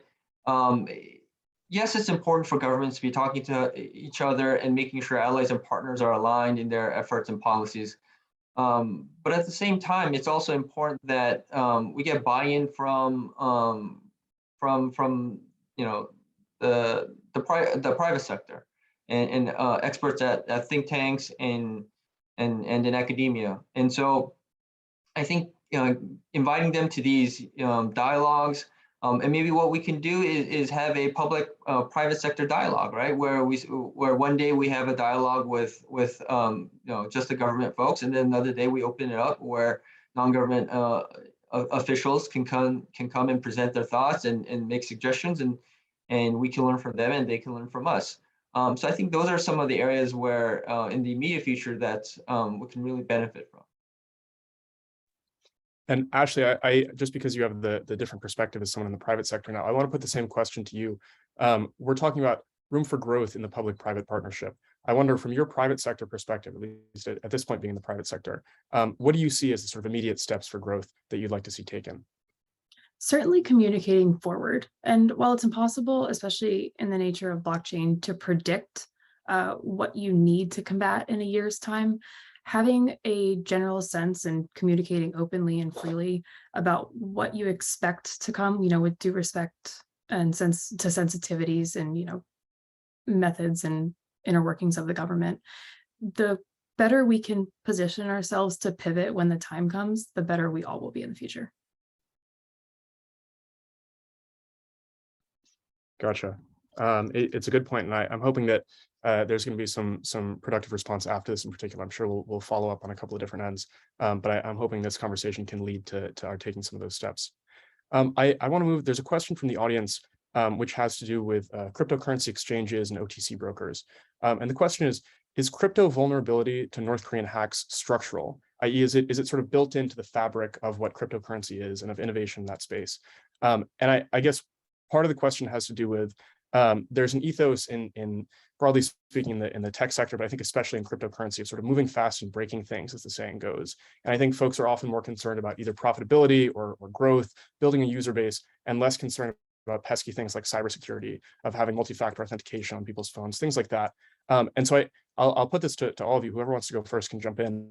But do you see this as a problem basically that can be resolved, or is this something that's baked in and structural and that we're going to have to learn to deal with?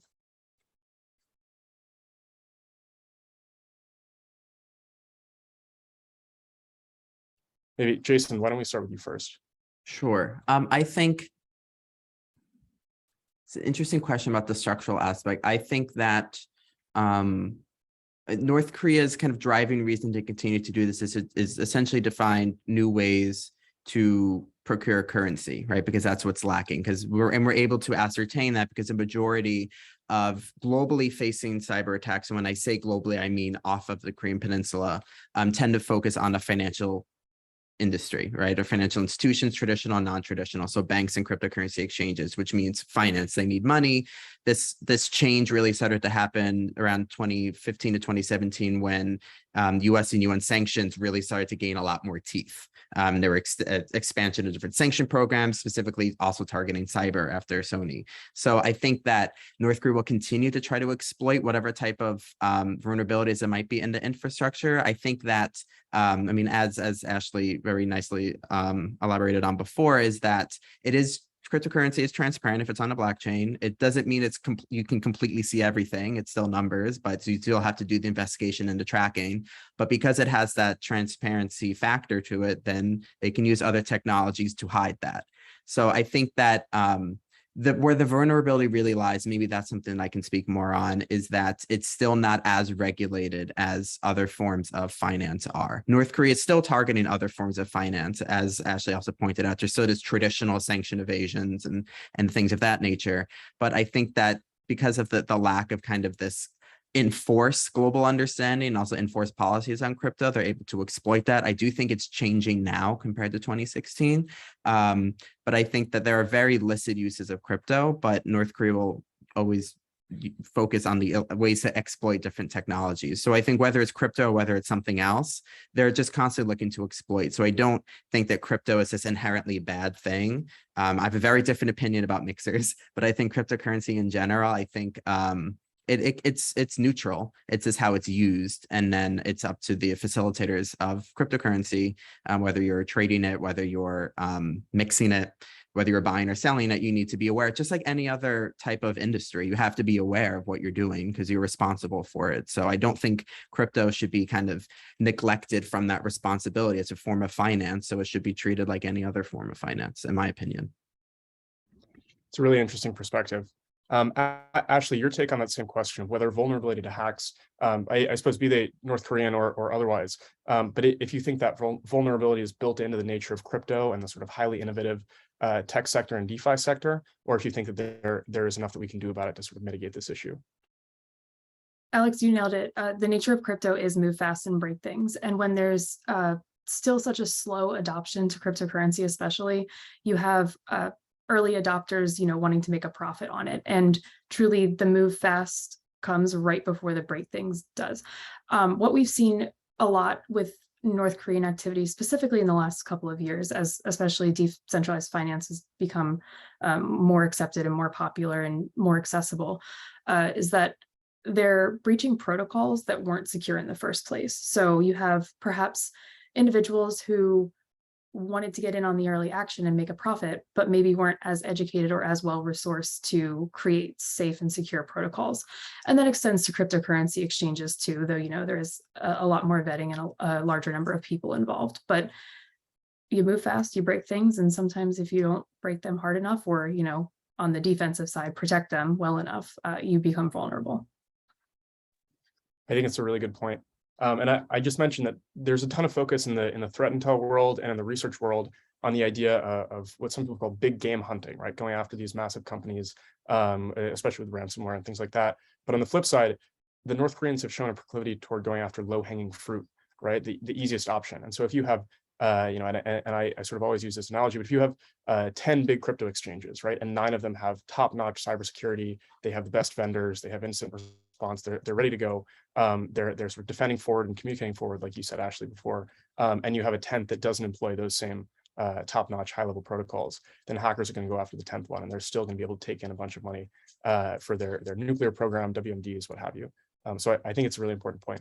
I want to put that same question on whether the vulnerability to hacking is structural, is baked in, to you, David, as well, and then we'll move on. We have more audience questions to get to.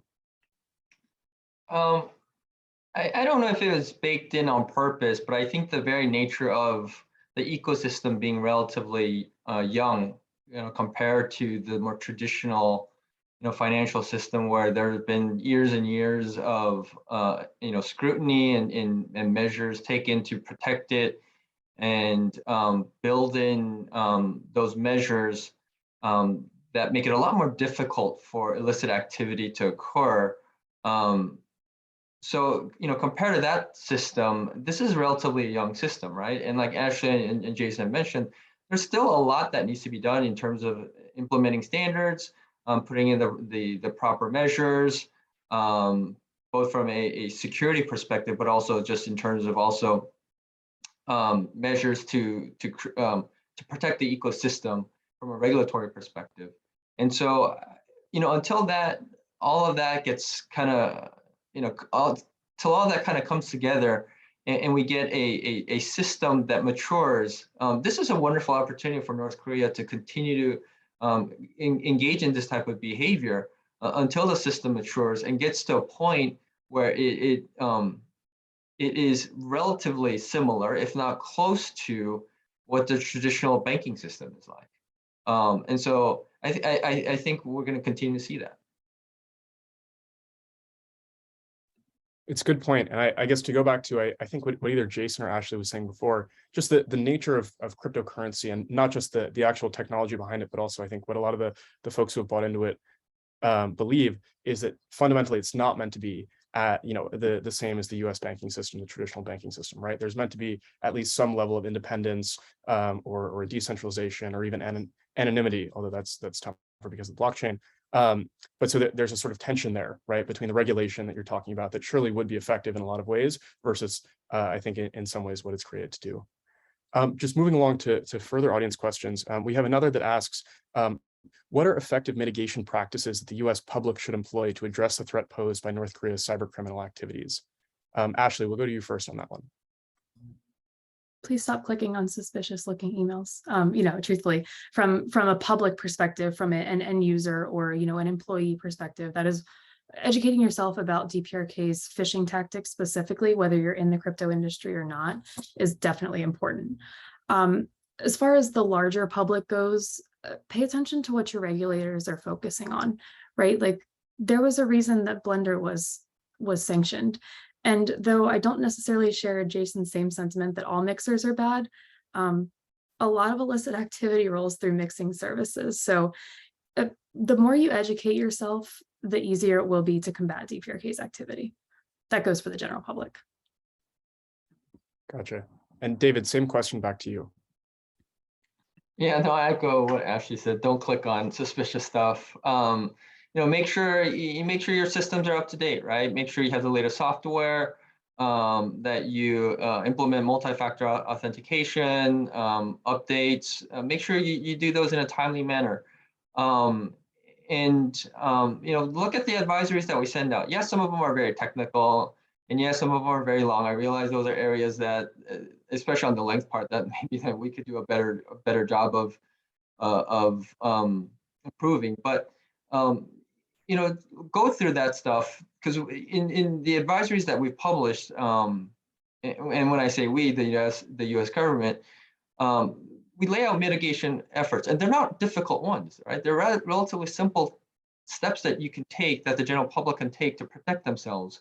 And if you do this, you'll be at such an advantage. That's not to say that North Koreans aren't going to still try and attack you, through the cyber realm, but it'll be a lot more difficult for them to gain success. So do pay attention to those advisories and the mitigation plans, and the reports that come out from organizations like CNAS and from Action, right? They put out amazing stuff, and sometimes they do it a lot faster than the U.S. government does. So then take heed to what's in those reports and analysis, and I think that if the general public does that, they'll definitely be in a much better place.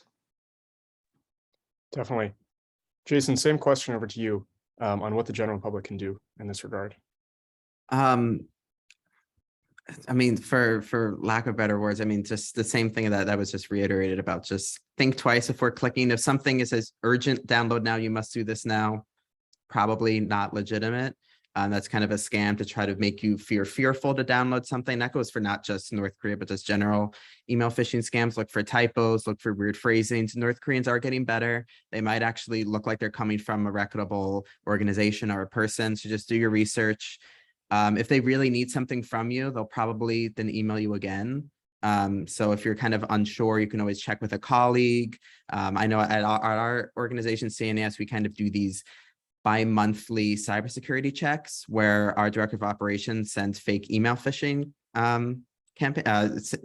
fake email phishing messages to us. And if you click on the link, then you have to retake your cybersecurity training online. So, and it's very private. No one knows if you fail it, but that's kind of one way that you can kind of do that personal education. But if you're an individual, you're not employed at a company, if you're self-employed, self-education is really key. Always think twice. Read the advisories and public guidances that Treasury and the State Department and FBI publish. I know they take a lot of work and they're really informative.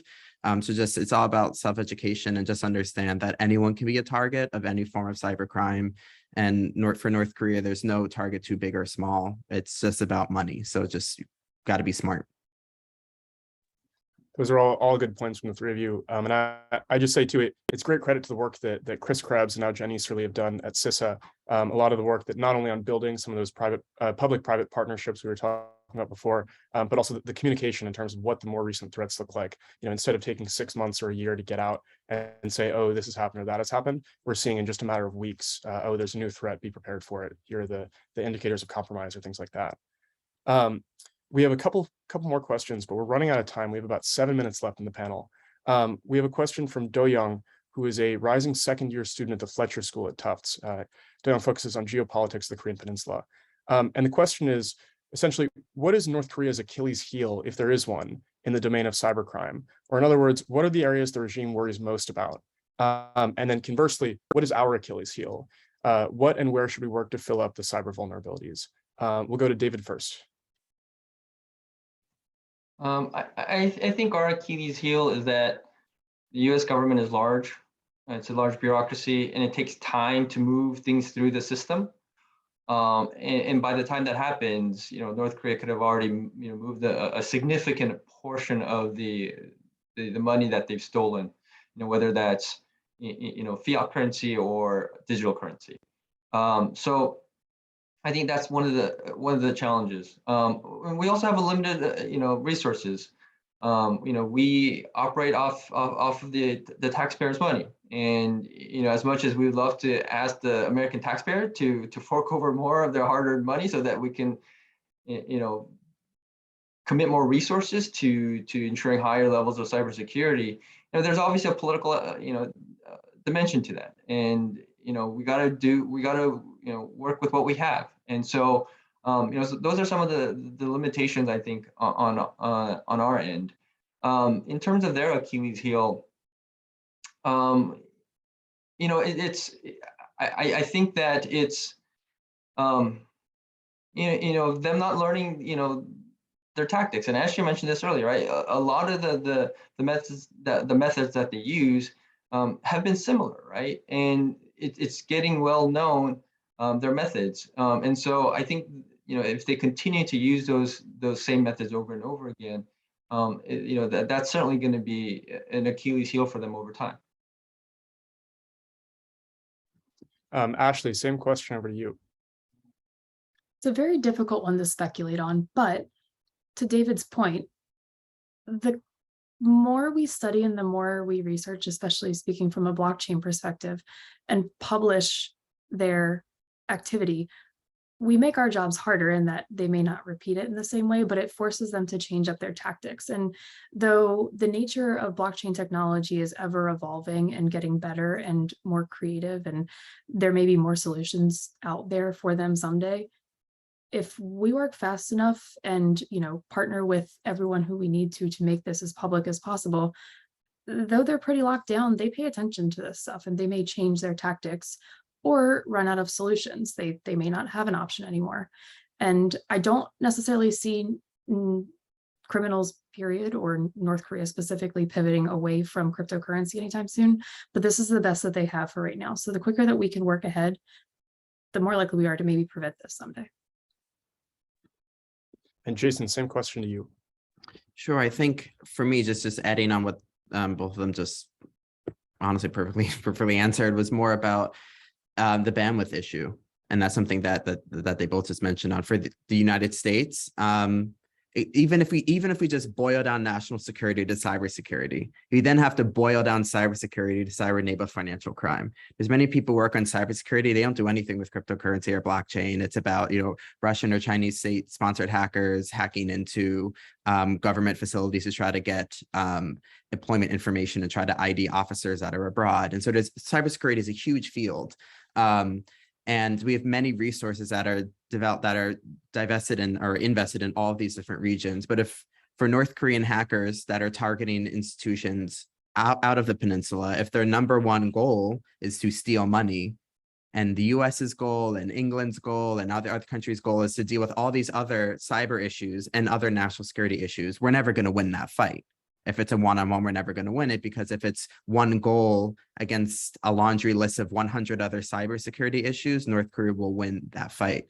So I think that's where the compliance and enforcement comes along. That's where multilateral partnerships come along, is that, but if we work together, then no matter how much North Korea, because what we've seen, no matter how much North Korea innovates domestically, it still needs help from abroad. It still needs outside technology, outside nationals to help them launder funds. So if we're able to really clamp down on that activity, then that's really where we will be able to be successful, because that it's asymmetrically, it won't work unless we have support and we're able to work together with partners, or if these partners honestly just strengthen their own national protocols, in my opinion. Thanks. No, it's a really important point. And that term asymmetrical, right? People use it both in terms of sort of North Korea's focus, right? They're not using conventional capabilities, or at least not focusing as much in that area. Cyber, nuclear weapons, things like that, right, is fundamentally sort of asymmetrical. But there's also an asymmetry in terms of the US or South Korea versus North Korea, right? Jason, you kind of mentioned this, but there's a clear asymmetry in terms of connectivity, right? That the US, all of our critical energy, critical infrastructure, broadly speaking, is plugged into the internet, runs on electronics in some capacity. For North Korea, in a lot of cases, it's just not the case. So their vulnerability, right, is not the same as ours.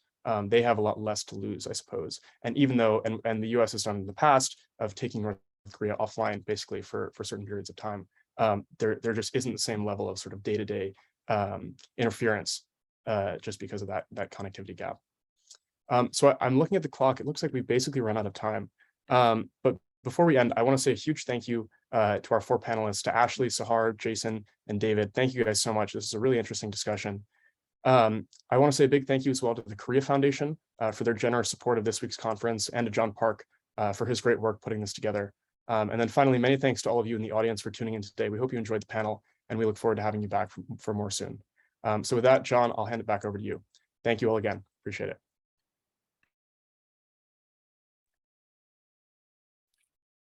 Thank you. That was a terrific panel discussion. Really appreciate all the insights that you shared, and a group that we look forward to continue to engage as we grow the North Korea Cyber Working Group activities under the co-leadership of Alex. For our closing remarks, I'm very glad to introduce Consul General Ki Jin-yu, a great partner and friend of the Korea Project.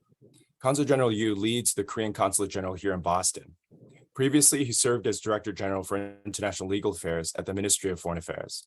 He received his BA in French Language and Literature at Korea University, Master of Law from Korea University, LLM from the University of Edinburgh, and LLM from the London School of Economics and Political Science. Great to have you here, Consul General Yu. Over to you. Thank you. The distinguished participants, ladies and gentlemen, I'm so glad to have this chance to offer a few reflections at the close of the third annual Harvard Korean Security Summit. It has been an honor and a privilege for me to be a part of this summit. It has brought us together to reflect on a theme of real interest, Korea, a catalyst of global trends. Our deep thanks go to the Korea Foundation and the Belfer Center for Science and International Affairs, Harvard Kennedy School, in particular, Dr. John Park and his team. It is thanks to his unswerving devotion that this meaningful event proved possible. I have been particularly looking forward to this occasion. In May, President Biden visited the Republic of Korea. His carefully arranged visit was very, very successful. The summit meeting between President Biden and President Yoon took place only 11 days after President Yoon had assumed office on May 10th, making their meeting the earliest summit ever to be held between leaders of the two countries. And without doubt, we will have the effect of further deepening the alliance between our two countries.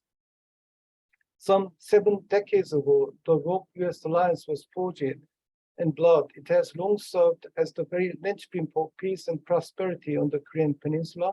And indeed, in the Indo-Pacific region, it has evolved into a global, comprehensive, strategic alliance, an alliance which spans many dimensions. And more than that, one cemented by bonds of true friendship. It is my sincere belief that the alliance today stands stronger than ever, and the unwavering support of our peoples is the very foundation of its flourishing. I believe that our summit was perfectly timed and well put together. During this summit, all the topics touched upon have been truly thought-provoking, and the dynamic discussions have deepened our understanding of policy options for enhancing security on the Korean Peninsula, including by further expanding the role of the Rogue-US alliance and the need for the US and its key allies to build resilient technology supply chains. And they have as well shed some valuable light on practical aspects of North Korean cyber threats, to name but a few. In conclusion, I would like to take this opportunity to thank all our keynote speakers, moderators, and panelists for their wonderful contribution. Even with the benefit of technology, it is not every day that one gets to have eminent researchers in the field of Korean security issues, senior Rogue and US practitioners and next generation scholars together at the same time. Their input has been invaluable, and without doubt, their insights have made this event a great success. Since this summit is an annual event, I very much hope to have the opportunity to meet in person with everyone again next year. Thank you very much indeed. Terrific closing remarks. Thank you so much. To conclude, I'd like to convey another set of important thank yous. Special thanks to ROK Foreign Minister Dr. Park Jin for his excellent speech on day one, as well as Belfer Center Executive Director Natalie Colbert and Korea Foundation President Dr. Gun Lee for their outstanding welcoming remarks. Over the past 3 days, our amazing speakers and moderators skillfully examined how Korea acts as a catalyst of global trends. We're grateful for their insights. I'd like to specifically thank the Korea Foundation for their strong support of the Korea Project here at the Belfer Center. Our deep thanks to you, our audience, for joining us and further growing our policy research laboratory on Korea. On a final note, I'd like to thank Alex O'Neill. He's always been an amazing force multiplier in convening the annual summit. As co-founder and co-lead of the Korea Project's North Korea Cyber Working Group, Alex has been a thought leader in this fast-moving field. He's also been very generous in sharing the mic. Next year, we look forward to bringing you another cast of really dynamic experts and sharing and engaging their discoveries. See you at the 4th Harvard Korean Security Summit. Thank you.